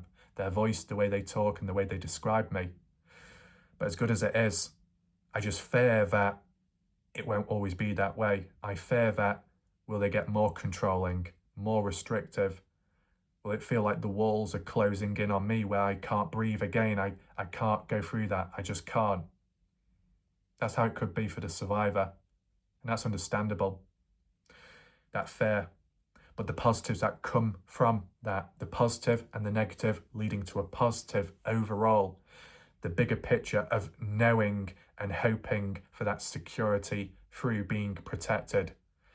It's not the protection which drives them away or holds them back. It's just the level of it. Does it get too much or does it remain as it is? If it remains as it is, great. If it goes beyond, that's scary. The positive that comes from it as well, protection, safety, yet fearing the worst case, shows how much they value and want deep down that safety and security and that closeness to finally getting it, which is countering the darkness and the demons within, trying to remind the survivor of that dark past, a sense of familiarity, feeling comfortable, but feeling and going through suffering. But now having that chance and opportunity of feeling comfortable and safe, but without any consequences. A lack of familiarity, maybe a lack of that comfort, but a new direction and a new chapter towards something greater and more powerful and positive.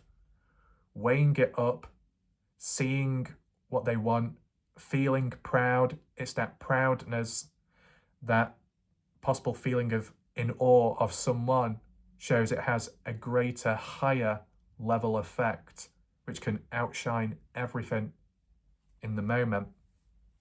And sometimes just weighing up the strong feeling of being proud, being in awe of someone, feeling surprised but comforted by it, sometimes can be much stronger in the scales compared to just feeling the worry of being controlled or it going too far. If the initial was a positive, initial feeling of, wow, this has never happened before, maybe it's what's not happened before is what could trigger the fear because of the unknown. But if the unknown was certain to be positive, there would be no fear. So maybe holding on with hope. The time passes because time, as they say, heals, but time can also prove through consistency where things really are. If a survivor holds to themselves and, with that time, they may see a different side in a positive light, and that protectiveness, consistent and stable. All in all, a survivor hopes and wishes possibly for safety and security. And in that moment, that's what they got. That's what they may have felt. And that's what matters most at the end of the day.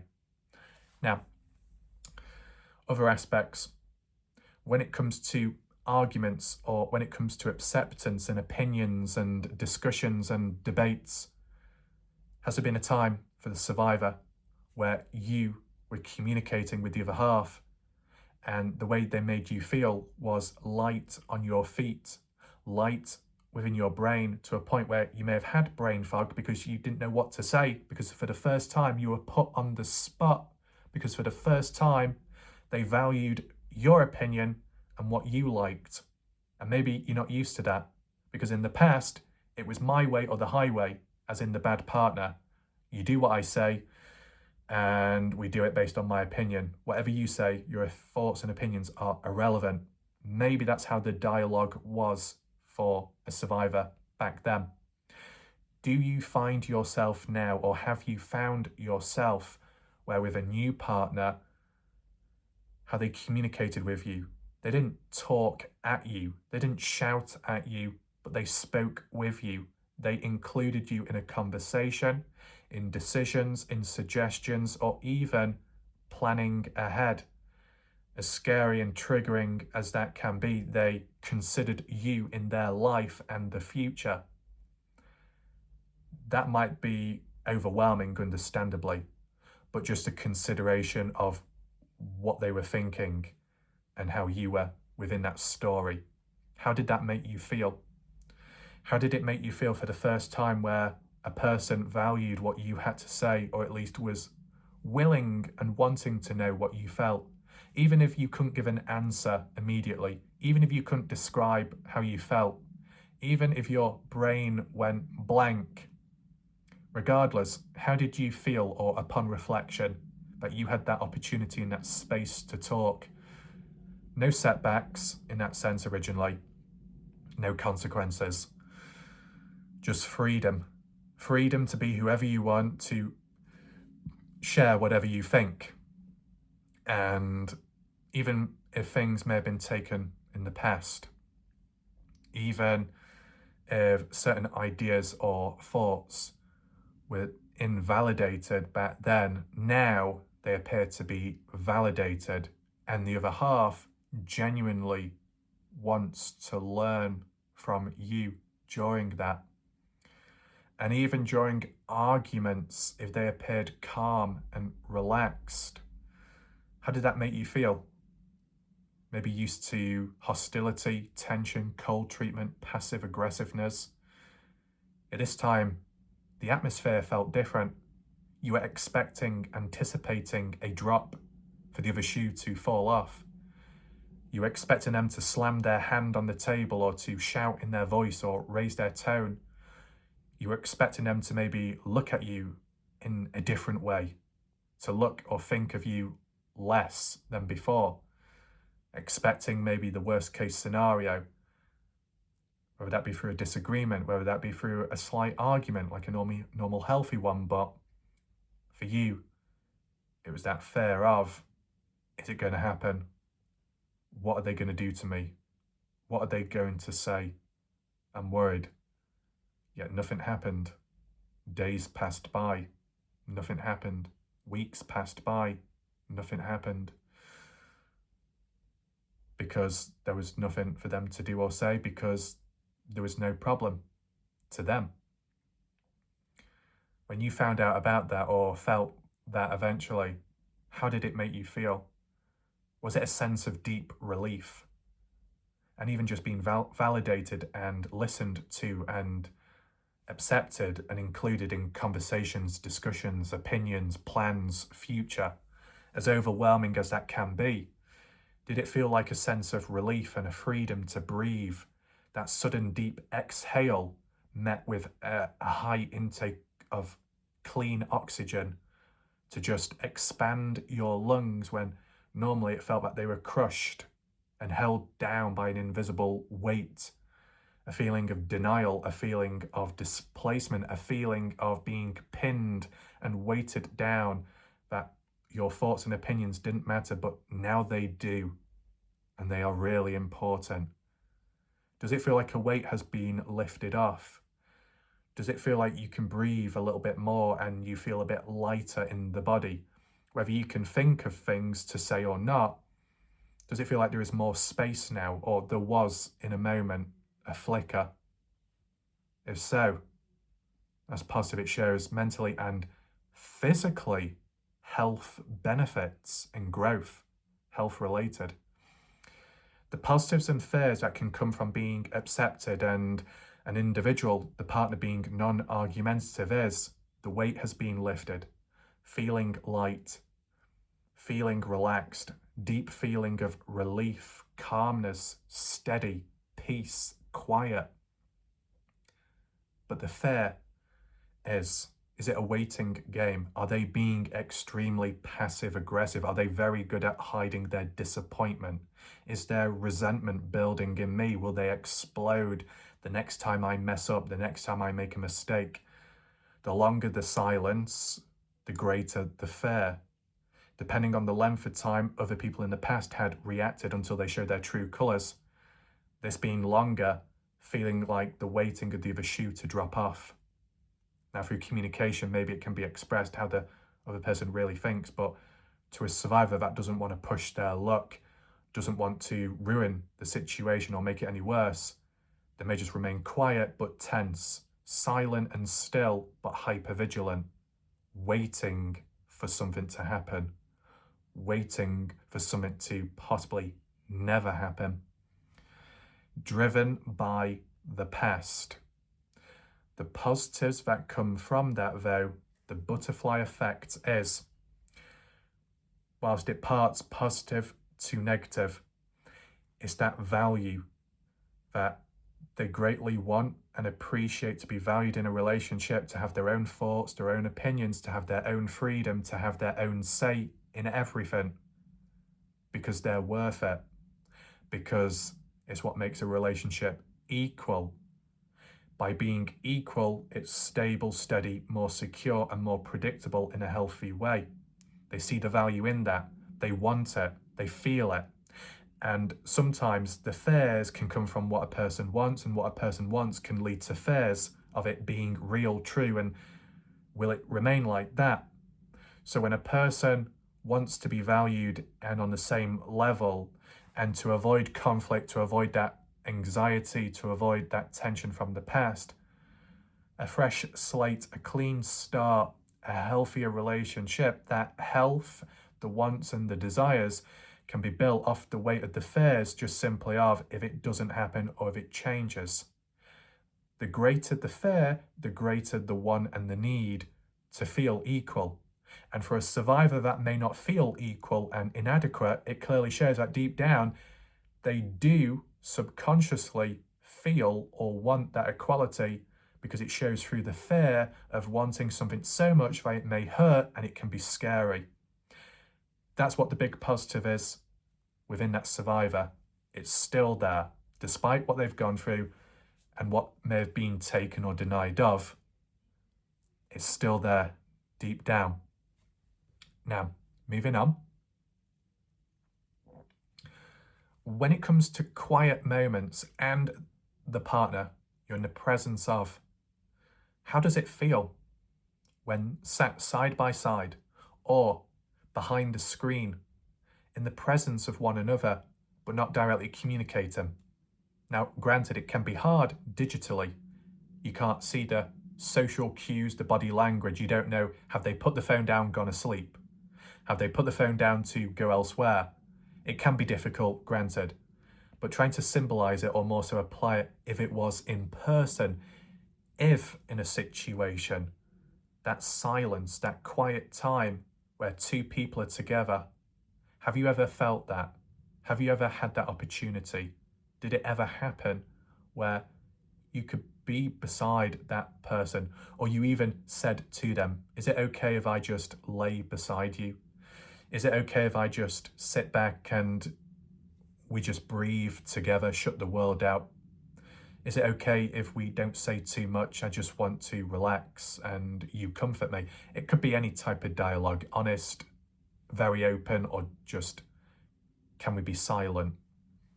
It's that involvement of two people that a true form of love language can be, being comfortable in each other's skin, in each other's company, without even having to lay a finger or say anything, feeling and thinking the same thing without doing anything, just sitting beside one another. Has there ever been a time where it felt like that, or it was? And how did it make you feel during that moment of silence? Was it tense or was it relaxed? Was there any conflict or any noise within? Or was it that feeling for the first time in your life, you didn't have to overwork, you didn't have to escape, you didn't have to run from your own feelings, you didn't have to ruminate on any past thoughts, that you were able to naturally separate the past, the darkness, and the current weight, the PTSD, separating it all, shutting the world out and just focusing in the present, feeling normal, feeling open, without any drag back, without any weight. Was there ever a moment or a split second where you got that opportunity, whilst in the presence of someone, without them demanding anything from you, and without you feeling the pressure to respond, reciprocate, or talk, you could just be at one with yourself, and so could they, meeting in the middle, being relaxed. No pressure to perform, no reason to wear a mask, no reason to run, no reason to escape elsewhere through overworking, just being able to stay still and be in peace. Even if it's just one moment in life, one split second, even if the darkness took over shortly after, even if you felt a vulnerability hangover after, even if you felt a trauma response, a feeling of guilt or shame for shutting everything out, including survivor's guilt, even if you felt a rise or a surge in a night terror, a nightmare when going to sleep, being reminded of the past, a hallucination of a bad partner, an inner voice, anything like that, despite the side effects after it, what still matters and most important is how you felt in that split second. It's that split second that can be defining of one's life in a positive way. That's something so powerful, yet so peaceful, yet someone so still, yet open, allowed you to feel human, allowed you to feel who you want to be just for that moment without all the baggage. If that ever happened, it's something to hold on to for life, within reason, if it's positive, to hold on to show that it is possible to shut the world out, and it is possible to do it without feeling guilt in the moment or shame, to just be and live the life you want to, and having those key moments and it being shared with another person and feeling comfortable without any consequence. That is something that can be considered and remembered for some time. Now, the positives and negatives that can come from it. The positives, feeling something you've never felt before, but something that has been idealized, idolized, and worshipped in an unnatural, unrealistic way. And yet, being able to realistically, naturally obtain it, finally. That's what matters, the natural gain, the natural acceptance of oneself and the other person accepting you in that sphere, that bubble, where it's only you and them and that's all that matters. Everything else around can wait. Everyone else is irrelevant in that moment. That's a positive. It takes all that weight away. It allows the survivor to just be relaxed, for the muscles physically to relax as well. If there was ever a time where in silence or in peace, where if a survivor felt the most relaxed they've ever been, where there was a time where they just dropped off, if you ever accidentally dropped off to sleep or nodded off or was about to sleep, physically or digitally, metaphorically, in the arms of the other person, not because they were boring, but because they were safe and they allowed you to feel relaxed, so relaxed that you fell asleep, shows a deep sign of security and safety in the right hands with the right person, possibly. Something to consider. If there was ever a time where you partially felt bad for falling off, drifting asleep, because you were so tired or so relaxed, it might also be a sign that all that tension, all that weight that you have carried throughout life, you finally got to take it off. With that alleviation of weight and pressure, it triggered a natural biological response and physical shutdown to just lay it loose, to let the muscles relax for once. That intense reaction and that intense change up can lead to that deep sleep, that relaxed state.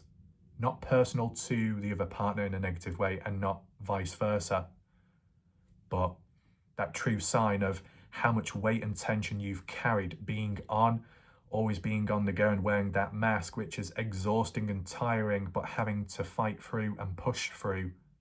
That finally, maybe you did get that chance and opportunity to just be the opposite, to collapse without crashing in that moment, to relax and release without the fear. For that comfort, that calmness and that stillness, that quietness was more deafening within reason, positively, to outweigh all that tension built up within. And that drop off and that sleep wasn't just a true sign of relaxation, comfort and silence, but it was a true sign of how exhausted one's own body and mind may have been, running on reserves of energy which it didn't have to keep or credit for the next day or the future. Using up those deep internal energy reserves in the present and previous through functional freeze to now just letting it go, feeling the side effects, that soothing feeling, that warmth, that just the strains and aches all going away because of not having to perform and just being able to be in the presence of someone and not be judged and not be demanded or expected to do anything, to not be put on the spot. Those positives can be immense. The negative feelings can come from the fear of stillness. What does that equal? Vulnerability. Could they pounce? Could they change? Are they making me as relaxed as possible and then they will strike and reveal their true colours? Is it a game? Are they pretending? Once again, the positive that comes from that is through the deep-rooted fear and worry comes a deep-rooted desire. And it could well be the desire which outweighs the fear. The fear is the protection. The desire is the want. The desire can lead to vulnerability, but it's also what helps bridge the gap and bring the closeness in a relationship. So a survivor could ask themselves, what do they value? Without the inevitable, without the certainty of darkness, what is more important? The ability to breathe, to be relaxed, to just be still without being pressured, without being forced to do something you don't want to do, to just be you and to be valued and accepted for who you are with that other partner? Or do you value distance and tension and always waiting because of that vulnerability could lead to something bad when it hasn't been proven yet? Maybe to consider other areas in that relationship or partner through other means of consistency. If there is consistency in one area, there could be consistency in this area.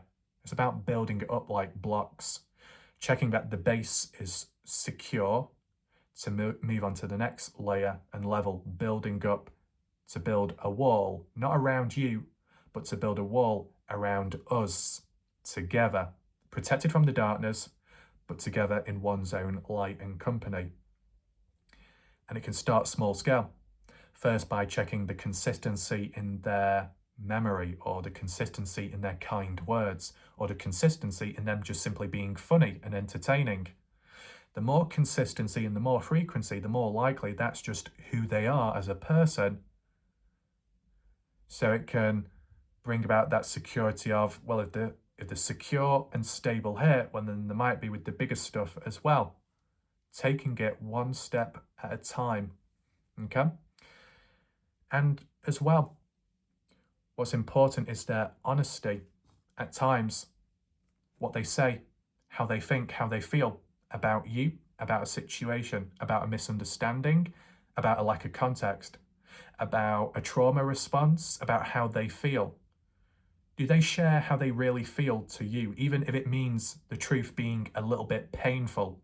Not because they're being nasty to you, but because it's that feeling, that realization of, I care about them, and some of my actions are as a means of putting myself first because I've always put everyone else's feelings first.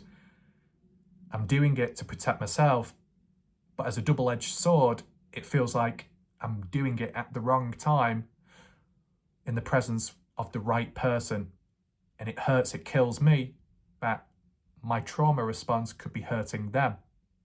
But then again, their feelings are just as important as mine.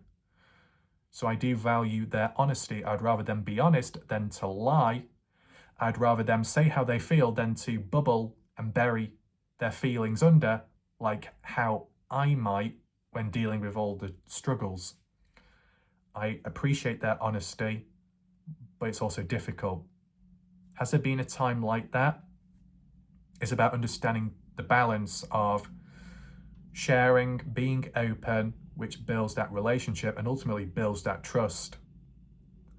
That the positive for a survivor can be, it's great that they can be honest with me. It brings us closer, and they're not hiding an agenda. They're saying what they think, positive or negative, and that's real, that's raw, that's what I want in a real relationship. However, the negative and fear would be, in a monologue, as honest and raw as it is, it does still hurt, and it makes me feel like a bad person for what I've done to them or what I think I've done to them. But what the important positive to remember is not everything can be controlled. A trauma response can be hard and can be unexpected, may not always be in the hands of the survivor to control, and it can be unpredictable at times. But what's important and what's most positive to come full circle is that honesty builds trust. And for a survivor, sometimes the truth can be hard, sometimes the truth can hurt, but it's what builds the trust. And trust hurts less than feeling a false sense of security and then being let down later. That hurts more. For a survivor, it's about asking oneself, what's better? Hearing the truth, feeling some struggles, but building down the line on trust and respect and honesty, or feeling the short-term buzz of positivity, safety, but deep down it's far from that, it's the opposite, and then you find out down the line and it hurts more because that feeling of betrayal. If someone is honest with you, it can hurt, but there is no betrayal there in trust. There's no betrayal in trust. When it's faked, there is betrayal, and that's what may have happened in the past. So the fear of it happening again, well, to the survivor, how can it be happening again if the truth is somewhat negative or it hurts, stings a little bit, but that's what makes it real. Just like when in a relationship, when things don't go to plan or things become distant, if one or the other hurts from it, it's just because it's a sign that they care about the relationship and care about the other person. If they didn't care, they wouldn't feel anything. If they didn't care, they wouldn't be bothered. If a person didn't care, they wouldn't be bothered about the truth or not the truth. But because the survivor considers it, it shows there is a greater depth and a true meaning. So, with that, moving on to some of the other areas. Being consistent, showing up, being present. Has a survivor, where you were in the presence of the other person and they showed up daily or mostly daily, as in messages, good morning messages, good night text, making sure and making you feel loved the moment you opened your eyes to the moment you closed your eyes. But their consistency is what kept you and your mind on them through the day. Even if that meant being busy, even if it meant struggling through the day, even if it meant during an episode, a trauma response, a deep freeze, that their consistency meant something to you, in which it had an effect where they were always on your mind or are. Where no matter how far you were away from that said person, even if you withdrew, even if you isolated yourself, even if you shut off completely and shut everyone out, including your friends, your family, in real life contacts, and yet there was that one person in your life that orbited your mind, was never lost within it, as far as you may be or feel at times. That one person never left your thoughts.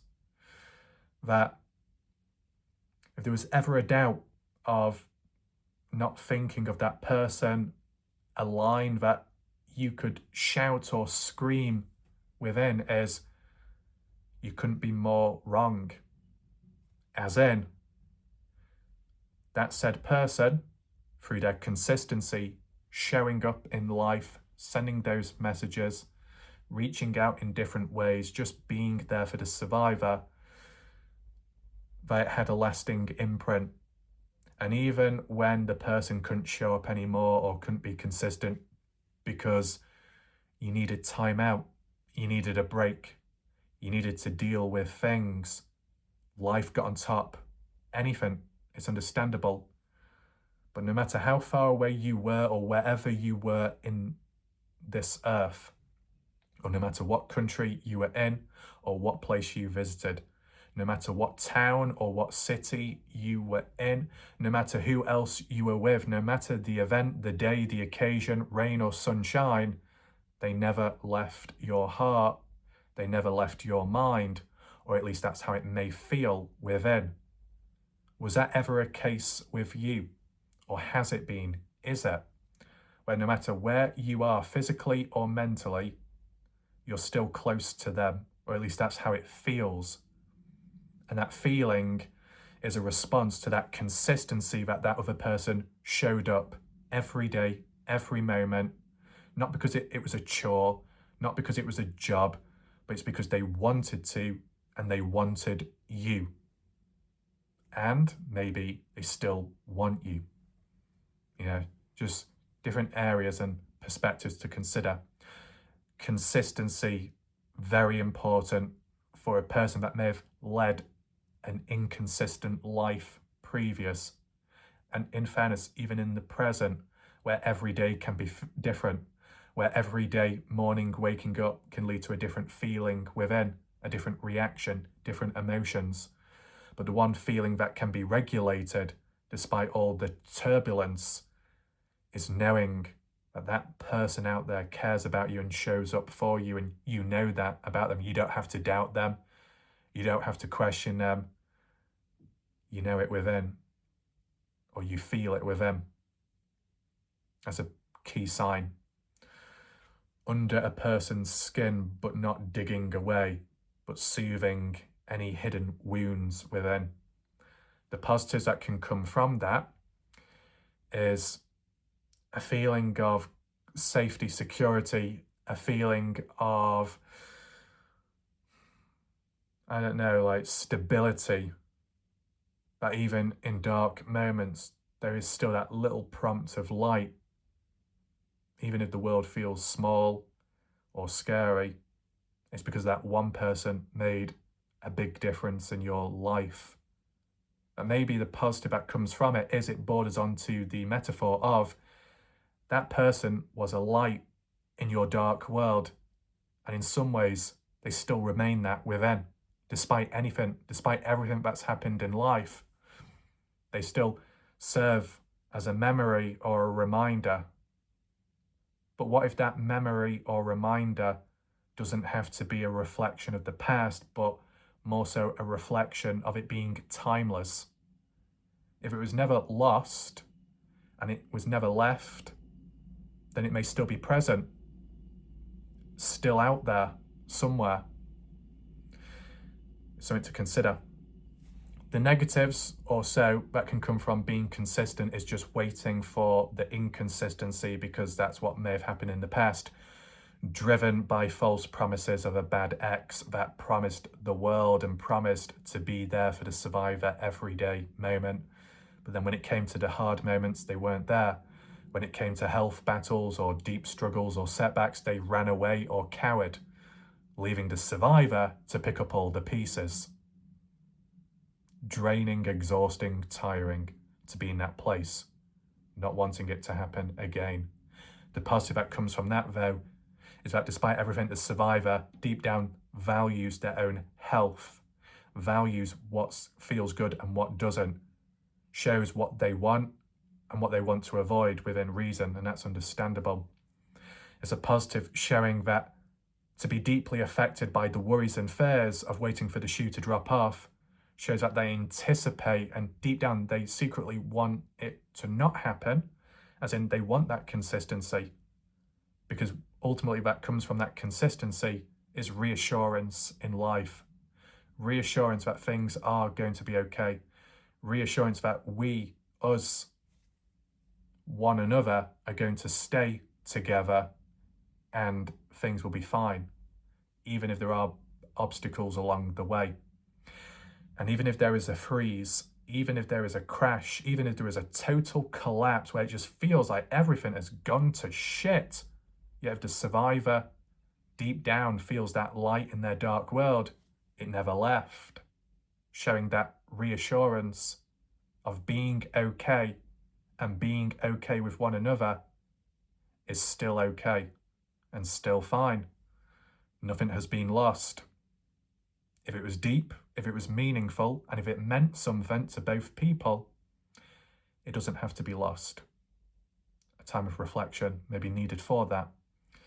As well, as for your past, a person's past, moving on, with low points and low moments, how was this partner to you?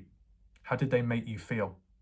How did they react if there was a time where you opened up about your past, your low moments, your vulnerabilities, things that you feel guilty of or ashamed of, but you were comfortable enough to share it in the moment, despite how it may have felt after, in that moment where things were safe to share, where things could flow out unexpectedly, where possible unprocessed trauma came about because of that safety and security.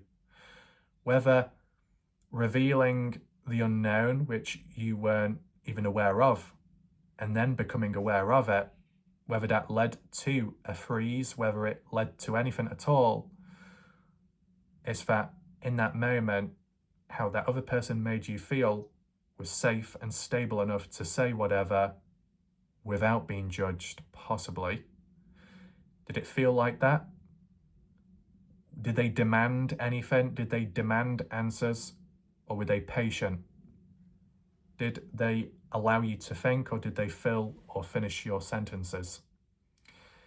Did they provide a space and a platform for you to explain, but in your own time, without them rushing or forcing you?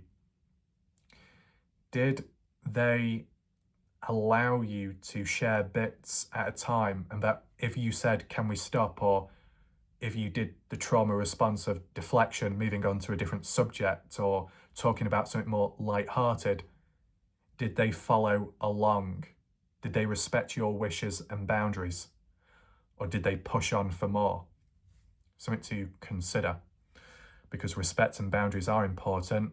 The question is, were they shown by the other half? Did you see and feel it yourself? And if they did inquire or question, did they give you a gentle prompt, or did they jump in and rush for an answer? How did you feel overall during those deep moments of vulnerability or intimacy when talking? Did it feel like an interrogation, or did it feel like a proper talk? Did it feel robotic, like a therapy session, somewhat cold and systematic? Or did it feel casual, but relaxed and natural? How did it make you feel? And in regard to low points or low moments, whether that be in that active conversation and talk, or if on a separate day, unrelated, you had a bad day, you had a low moment, but at some point you were able to share it or you couldn't hide it, how did they make you feel? What did they do for you when you felt low? What did they say, and how did they react when you were sad or you had a bad day? Did they just say, "Oh, sorry to hear that"? Or did they do more? Did they try to comfort you? Did they try to ask what was wrong? Even if you couldn't give an answer, even if it was too much to explain, did they at least make that effort and attempt to make sure, or to try and make you feel better? Even if it's a distraction, even if it's changing the subject, not as dismissal, but knowing that if you didn't want to talk about it, to talk about something else for the moment. If there was ever a time, a low moment, or where the floodgates opened and there was tears, did they listen to you? Or did they deny you? Did they try to make you laugh when you were sad? Did they try to put a smile on your face when it felt impossible to smile, or even put on a fake smile because it was too heavy? But did they find a way through it? Did they find a way to take away some of that pain? Did they manage in that moment when you needed it most to be that light in your dark world? Were they present? Were they consistent? Or When reflecting on the past, did they step up? Were they there to hold you as you spoke, physically or digitally? Did you feel supported by the weight and the comfort of them, that it's okay to share and it's safe to say? Was it like that at any point? Was it non-demanding in general? Now, the positives that can come from that for a survivor could be allowed to heal, allowed to process the unprocessable, if that's even a word, ability to reflect, ability to face the darkness in order to move forwards at one's own pace, allowing control, allowing hope, allowing movement forwards at a steady pace, allowing the survivor to feel that there is hope and to feel that there is a chance, a feeling of relief, a feeling of joy and possible happiness, short-term or long-term. That's a strong feeling because it links to a strong desire, the wish to shake the head clear, to shake all those thoughts. But that can come through confronting and processing.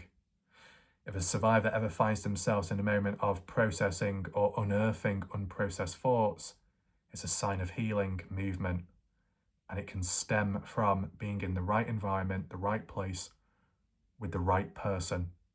So any fears or negatives or doubts that come from it, about reminding of what's most important. And maybe what's most important, there's multiple important areas which outweigh that one negative. The one negative of vulnerability, the one negative of being there before and it being dismissed and undervalued, the negative of it being tiring and exhausting and talking about the past and getting nowhere. Yet maybe this time round, there is a chance of getting somewhere and it being more permanent long-term, the right way, something to consider.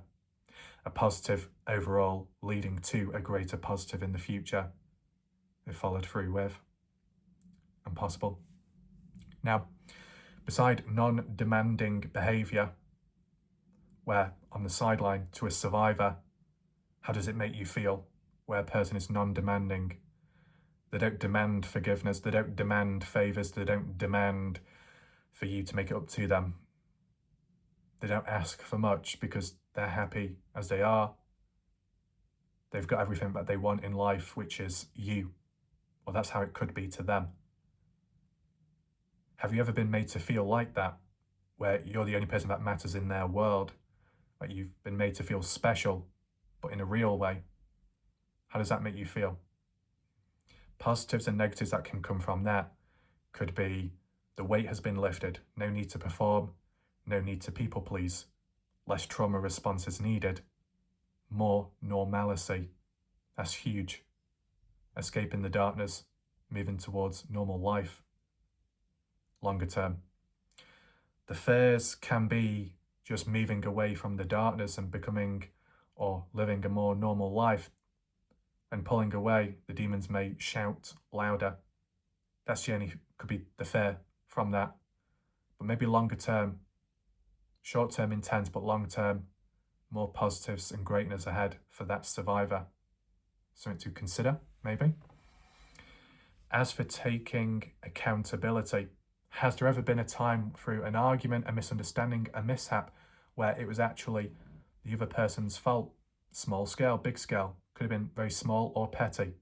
Have you ever found yourself where the other partner, the other half, the other person that you know of, before waiting for you to apologise because of that trauma response, overly apologetic, they were like, no, I am sorry, I do apologise. I shouldn't have done this. It was my mistake. I misunderstood. I rushed. I pushed. I didn't mean it. You know, like apologies like that, a genuine, real one. How did that make you feel? How did it make you feel, a person taking accountability for the first time when other people in your life may have not? They found excuses, made up excuses to deflect. They twisted it and turned it on you, made you the scapegoat for everything, and made you the blame, the punching bag, to a point where maybe it was processed and internalized, and then you were made to think that you're to blame for everything, which triggered that overly apologetic behavior. How did you feel that this one time or a moment in your life with this person around you where you were on the verge of apologizing as a trauma response, automatic, but before you got your words out, they apologized, they took accountability when it was needed? Did it feel different? Did it feel like a breath of fresh air, refreshing, to see and feel it differently than how it normally is, to get a different experience and outcome, and in a more healthy way, even if it felt unusual because it's not used to happening? How did it make you feel? Now, positives and negatives that can come from that is, I said, it's refreshing, it's brand new. And something refreshing and brand new can't be compared to the past. And if it can't be compared to the past, it can't hold the person down and use the past to measure the present when it's uncomparable. It's not comparable. It's not in parallel. It's miles ahead. It's better than anything before. That can bring around its own positives, right?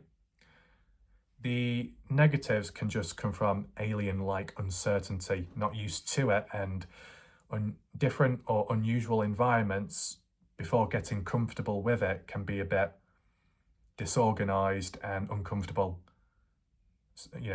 Trying to adapt to the new environment, the situation, it could take time and it can be uncomfortable. But just goes to show as a positive how groundbreaking and different for the right reasons it is. The more uncomfortable a survivor is in the presence of a new person or a recent partner or so, the more uncomfortable and the more time it takes for the survivor to adapt to a new norm, which is considered more healthy, positive, and stable, is a true testament of the opposite of where they were at previously. So as the transition in feeling and adapting may be hard, difficult, it shows how greatly things have improved. The greater the struggle, the greater the intense feelings of trying to stabilize, the greater the direction has gone in a positive light compared to how it was previous. The more profound impact and longer term positives show it's a night and day difference between a past relationship of a bad ex and a newer possible relationship with someone you know of. That speaks volume. Beside that, when it comes to deep talk and passion, like intimacy in deep talk, like what we touched upon before, or it being more intimacy as in the physical aspect, or role play or fantasy, depending on the level and the distance, physical or digital. How did it make you feel? Did they make you feel special? Did they make you feel, I don't know how else to say it appropriately or in a professional way, so apologies, but did they make you feel hot? Did they make you feel good about yourself?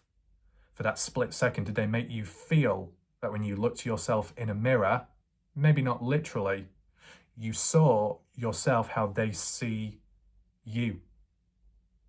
You saw yourself or felt yourself in how they feel about you for that split second or moment. It bypassed the resilience, it bypassed all the self-talk, the self-doubt, the self-negativity, all that toxicness from the past where a bad partner may have belittled or insulted you, those sly remarks, those insults, nasty words, bad descriptive language made to make you feel conscious of your image, your personality. Did this new person make you feel different? Did this new person and their ways and their words and their behavior and their motion was in motion and sync with you, moving with the same wavelength and frequency, feeling something never felt before, possibly the body reacting as well, but more so the mind, that rush, that spike, the blood pressure rising through passion, not tension. Certain body parts tensing, but maybe holding back certain emotions because it was that strong and meaningful, as a sign of how powerful and true it really was. It wasn't faked, it was all real. Your reaction and response wasn't faked, it was real. But their reaction was real. How did it make you feel in that moment, and even post-event, after, later? Did it feel like a warm glow upon the skin, upon your body, upon your mind? That feeling of being loved, that feeling of being more than loved, appreciated and complimented internally, physically, emotionally, in every way possible. That, in a sense, they complimented every part of you and appreciated and valued every part of you equally. That they left no stones untouched, no pun intended, and that the moment you walked away to get on with some stuff, or the other person got busy, or you went to sleep, you went away with a lasting impression of the passion and the shared values, what you just had. And it was felt for the rest of the day or during the night. That deepness, that feeling, that wantedness and that appreciation, and how the body reacts and how the mind reacts, and possibly in the same direction and not pulling apart. Did you ever find yourself in that position where things felt like fireworks, and it wasn't an act and it wasn't a one-off, it was more than once? And this isn't just physical, this isn't skipping to the main course, this is the build-up, it's the introduction, it's the icebreaker, it's the communication, it's just the talking, where it can be most important. And to a survivor, the introduction, the beginning, is what's most important, because it's what can set the scene onwards. It's understandable. For a survivor, the positives of being truly wanted, appreciated and loved is something that they never had before. So it brings all the right feelings emotionally and also physically through the biological reactions and responses of being flushed, being flustered, feeling soothing, feeling a wave of warmth, feeling things, reacting never done before or not experienced in a long time. Shows a true raw naturalness behind it for it to have that profound effect on the person. The body and mind, which often for a trauma survivor can be shielded and protected, but besides kindness, which can melt the body, it's the intimacy or the passion or the deep talk that can hold the melt, preserve it, care for it, support it, but also value and more. The fear could be, through such closeness can equal danger. Could it be taken advantage of? Could they change down the line? Will I be left picking up all the pieces? It's a normal human response to have that, especially with the past they may have gone through. Nothing wrong in thinking like that. It's about protecting oneself and avoiding just the hurt, like how anyone would hope to avoid the hurt. But the positives that come from it is the more tense, the more fair, the higher the stakes. And whilst the higher the stakes can lead to more worry, the higher the stakes just shows how validated and accepted the survivor feels of that other person. You best not mess this up. You best not backstab me. You best not leave me alone. You best not do this. You best not do that. In a serious way, but in a playful way too, to navigate through the fears and the struggles, but ultimately it links to one thing and a constant. That the survivor wants it badly. And when I say that, I don't mean that in a rude way. I mean that as in wishes for that security, to be valued, to be appreciated, wanting it badly, that it brings about the fears of the what ifs. If it wasn't that important, the fears wouldn't be weighed up. But this is an important, significant moment for a survivor, as in movement, as in decisions. It's an important time. It shows it's a positive time to consider the positives and to compare it to the negatives. Important decisions require time, require consideration, and important decisions require weighing up the positives, the negatives, the pros and the cons. If everything was so negative and bad, it would only be the cons. If the trauma was controlling the survivor and held the person back and stopped them from having fun, well, then the survivor would have nothing to compare to, so there'd be no fears. But once you start getting a taste of positives and start feeling the positives and start feeling the love, that's when the fear kicks in, because of the decision making. Without the positives, there's no decisions, and without any decisions, there's likely no fear. So then it doesn't mean anything. But obviously for a survivor, it means everything, because of everything that's been weighed up. It's a positive. It shows movement. It shows activeness within. It shows something that may have not been seen or felt in a long time. And that means a lot to a survivor, or it could do, because of how they've been made to feel for so long in darkness and cold.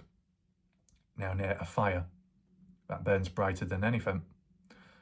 Now, other aspects can be the dream state. For a survivor that may have nightmares of the past, a traumatic event or a partner from the past. Nightmares as in trying to process the trauma. Nightmares as in trying to find closure within that dream. Hallucinations, talking, kicking out, screaming. Conversations, feeling that that past is in the present, in bed, talking to that person in some way. Desperately trying to find closure to end that chapter in order to open a new book or a new chapter to move forwards. Understandable. But has the survivor, or have you ever been in a situation where that person you're with or around, at any point, their presence, things they said, things they did it stick in your mind, where when you went to sleep, you had a dream about them? And what was the dream like? Was it positive? Was it negative? Was it mysterious? Was it an adventure? Was it random, wild, wacky, passionate, or neutral? And was there any patterns or consistency to it? Was it a dream of the person holding you? Was it a dream of the person brushing your hair? Was it a dream of you two messing about, laughing or joking? Was it a dream of an argument or some tension? How was it, and how did it make you feel during the dream and when you woke up after? And did you remember details? Because if you remember details, it shows how prominent and important it was and how much of an impact they had on your life in that moment or around that time. The equivalent of a nightmare, where you remember vivid details because it's important to you to find answers. Well, as a contrast, a new partner, a possible positive dream or neutral dream or whatever it is, can hold the same weight and value in wanting something. May not be closure, but wanting a new chapter. And sometimes nightmares can be triggered more often or come about when a new relationship or a new person is present or nearby, because the mind, the survivor, torn into two, pulling backwards in regards to where they're stuck at, where they've previously been, wanting closure there to say goodbye properly without being dragged, without the demons following. And then also aware that it's being done and it's wanted, so then they can welcome and open up a new world, something better in their life. It, without questioning too much, it kind of shows that if nightmares come about when they didn't always, because of the presence of a new partner that presents themselves possibly in a positive way, and if you ever felt positive, if you got survivor's guilt or other feelings of guilt or shame, but for a moment or a period you were able to be yourself and to feel something special, for them to treat you the right way, or at least that's how it felt. If that was triggered by a negative afterwards, like the equivalent of if you went out for the day shopping or relaxation with a friend, a best friend, might have been the most amazing day. Yet on the way home, on the way back, there was a sudden cloudy feeling, like a rain cloud suddenly looming over you. The moment you left that place or parted ways with that friend to return back, maybe home or on the way back home, it was that separation from that good time, that good event, to now reality has kicked in. Like a vulnerability hangover, a punishment for having fun earlier. Now you got to punish yourself and suffer because it's not fair on the past. It's not fair on the demons. Yeah, you should be deserving of moving forwards, but it's not that easy, is it? But it seems to show correlation at times that maybe a survivor may have a flare-up because it's a sign of healing, because they're face to face with the very thing that they may want and desire, but also dealing with the very thing that holds them back. One thing needs to be resolved before the other, maybe in the mind of the survivor. And through stress, tension, pressure, commitment, it might take over in a way. But without it escalating or thinking the worst, the positive from it all is that if you have ever, at any point, was in a position where you were able to go to sleep, and instead of having a nightmare, you had a dream, not about your ex-partner, but you had a dream about this other person in your life or in your presence, in a relationship or before one, before you reached out to them, before they reached out to you. Especially if in the early days you knew of them, you've heard of them, but you weren't official, you weren't together, you weren't reaching out privately. It was public, it was light-hearted, it was casual, but fun. If you ever felt anything in a dream, or even ever had a dream about them before even getting close to them, that's a huge, profound effect that there may have been an invisible attraction in which the mind or the heart subconsciously was drawn to and was imprinted within the mind, that all that darkness and tension within your mind, which holds you back and imprisons you all along before anything even happened, you may have been attracted to that said person, but you didn't know, or you didn't know how to explain or express it. But when you go to sleep, it's like the mind opens up and the truth actually shows. Now, with that can come thoughts and trauma leaking out and repressed thoughts, but what can also be repressed is love and true feelings to someone because of the defense mechanism of the past and the present. So when relaxed, just like how when a survivor is relaxed in the present, how vulnerability can show, the same can happen during a dream, during sleep time. And if that happens early on in a relationship, or even before a relationship has come about, it shows silently they've already had a profound positive effect in your life to get into your head.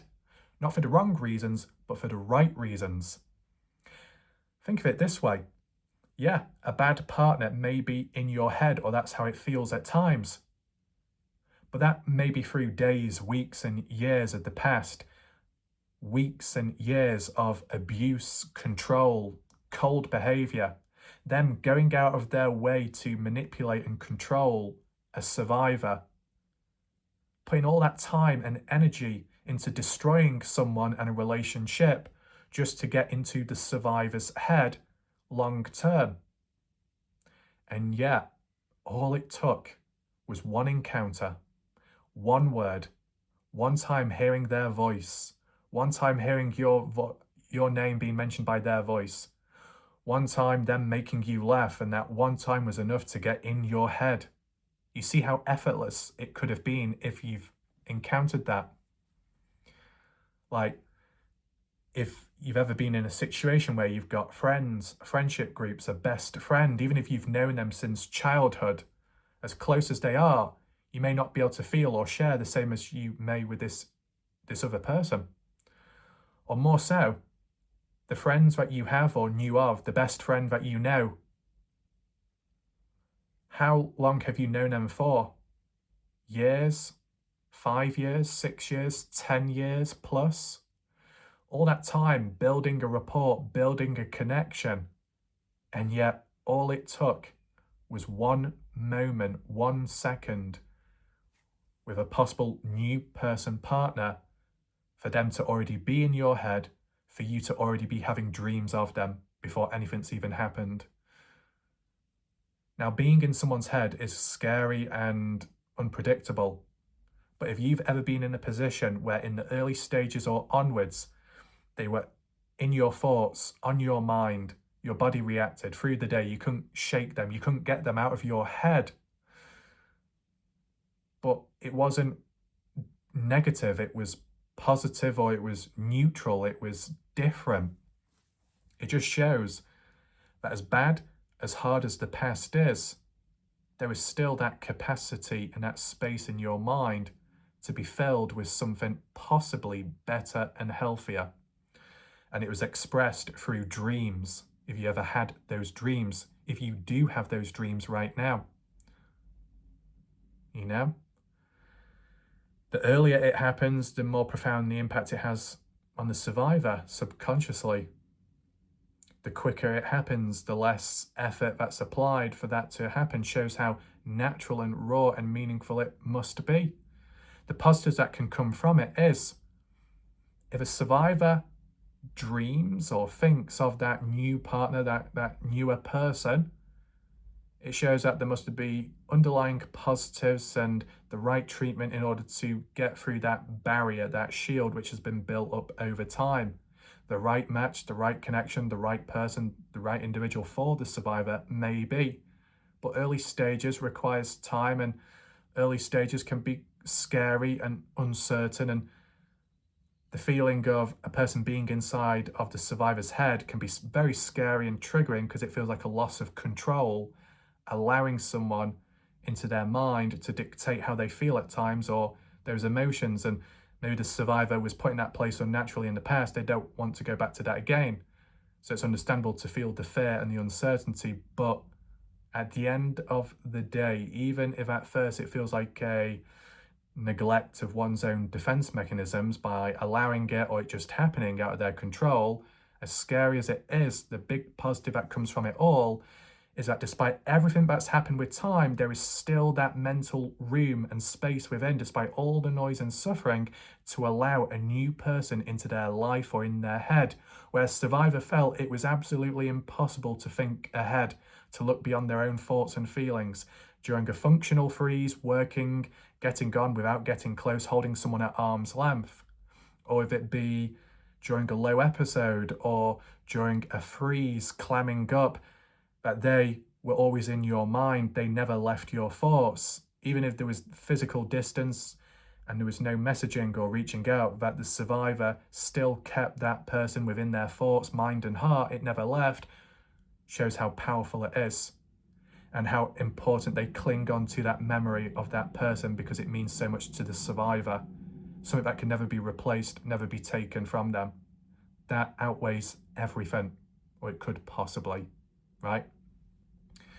And that mental space within to allow it, to feel it, even if there's resistance, but it just happens, shows how natural and possibly how meant to be it could have, how meant to be it could be, it is, you know? All that time where survivor felt they can't look past, they can't move forwards, they're held back by the past. Whenever that survivor doubts or feels that they're held back by the demons, that the demons are in the way, that survivor needs to remind themselves that right now or previously, if you've ever thought or had that vision or that dream of that person out there that you like or maybe attracted to, shows that you aren't denied, shows that you aren't truly held or imprisoned, because despite it all, there is that space and that person inside of you, the right person, that touches your heart the right way and doesn't take from you, that adds to your innocence and stability and doesn't strip away things from you. That is what ultimately leads to that butterfly effect. You feel you're drifting away. You feel that you're parting ways. It may feel like things are ruined, but how can it be ruined when that thought and memory, that strong positive within, still remains inside, not taken, because it's strong as you are for, holding it within. despite the darkness. It's worth considering.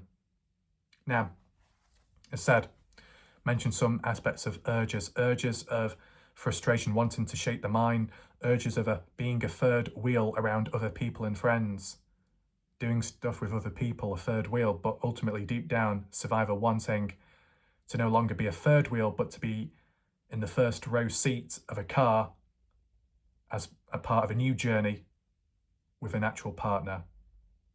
Not in following in the shadows, footsteps of someone else or some other people, but in their own pathway shared amongst another person. If there's ever an urge or a feeling like that for a survivor, it's a sign of movement and healing, or at least the consideration of wanting that, which is what's most important. Being aware of what you want or what you value shows that the light was never taken. What's being talked about today, of course, important, but it can be done at one's own pace. You don't have to, you don't owe me an answer or anything, you don't have to say anything. But at least try to make it for yourself that you owe and you deserve yourself your own answers, hopefully through this journey, healing, and this video. If that means journaling it on paper, a notepad, physically, or on mobile device where it's secure, where you can lock your phone, you got your passcode, you got your fingerprint scanner, you can lock your notes in a private folder so no one can access your phone, no one can access your notes. Maybe more secure than a physical notepad, but whatever works best for you, it may be worth considering. You're more than welcome to re-watch this video whenever you like, whenever possible. Okay, it's up to you, that. No pressure. But whenever you listen to this video, or if it just be one time, those questions, how it made you feel, how their reactions were, what did you get from it, and so on. The positives and the negatives, weighing it up. Possibly, if you consider writing it down, it will relieve the stress of your brain because you might only be able to remember so much. By being able to do it stage by stage, bit by bit, writing it down when you're ready, the equivalent of if you were sharing your past with someone in fragments. It can't be all at once, it's too much, but bit by bit it tells a story, and eventually all the pieces that are there to be put together as a jigsaw to fill the picture. But when it's written down, it's a physical memory, something to reflect back on, and something that doesn't demand memory. If everything was processed and questioned in the mind, it's having to remember it all. And when you reflect back from a week on, a month on, a year on, reflecting on it all may be too heavy, and it's hard to remember it all because there's so much. So if you can alleviate that stress and that pain within the brain to preserve energy, to write it down, the pressure goes. You don't have to remember it because it's already there on paper or on the phone. You can go back to those pages a previous day to compare, contrast how you felt then to how you feel now. You can weigh up the present, a previous situation, with the past on how it differs. Is it a night and day difference? If it's a night and day difference, that's a big positive.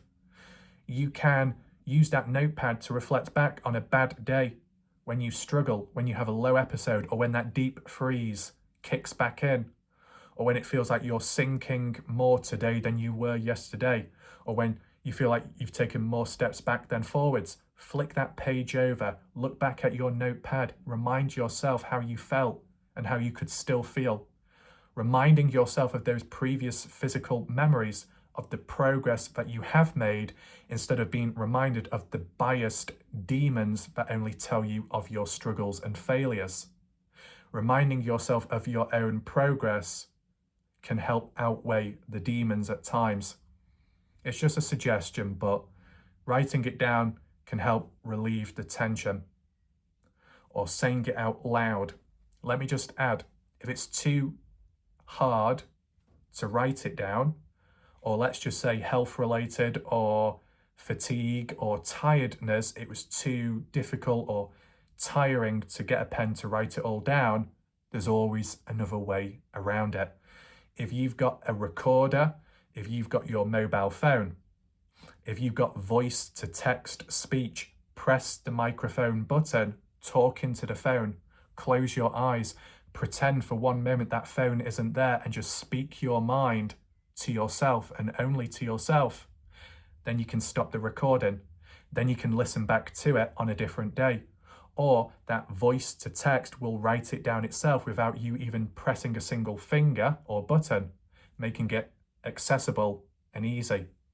This is a contrast and an alternative to CBT therapy sessions. They can be difficult, they can be robotic, and you may not feel in total control, where they get you to say stuff, they record it, and then you're forced to listen to it after, like homework. In this case, it's on your terms, your control, your power, reclaiming, rebuilding your heart, and journaling it through your story only. Recording, listening, playing it back, writing it down. Different ways to do it. It's accessible in different ways. So once again, there is always a way around it, even if it feels impossible. So hopefully this helps in some way, and hopefully it reaches on areas, important parts, and tells that butterfly effect method. This is an approach which I have developed myself as of today, just for context. Now, if there's anyone else who found the video helpful or knows someone that could benefit from this, feel free to hit the like button, share the video, so more people get to see it. And I think we'll leave it there for now. You can always return back to this video. It will always be available in the playlist just up there with all the other videos.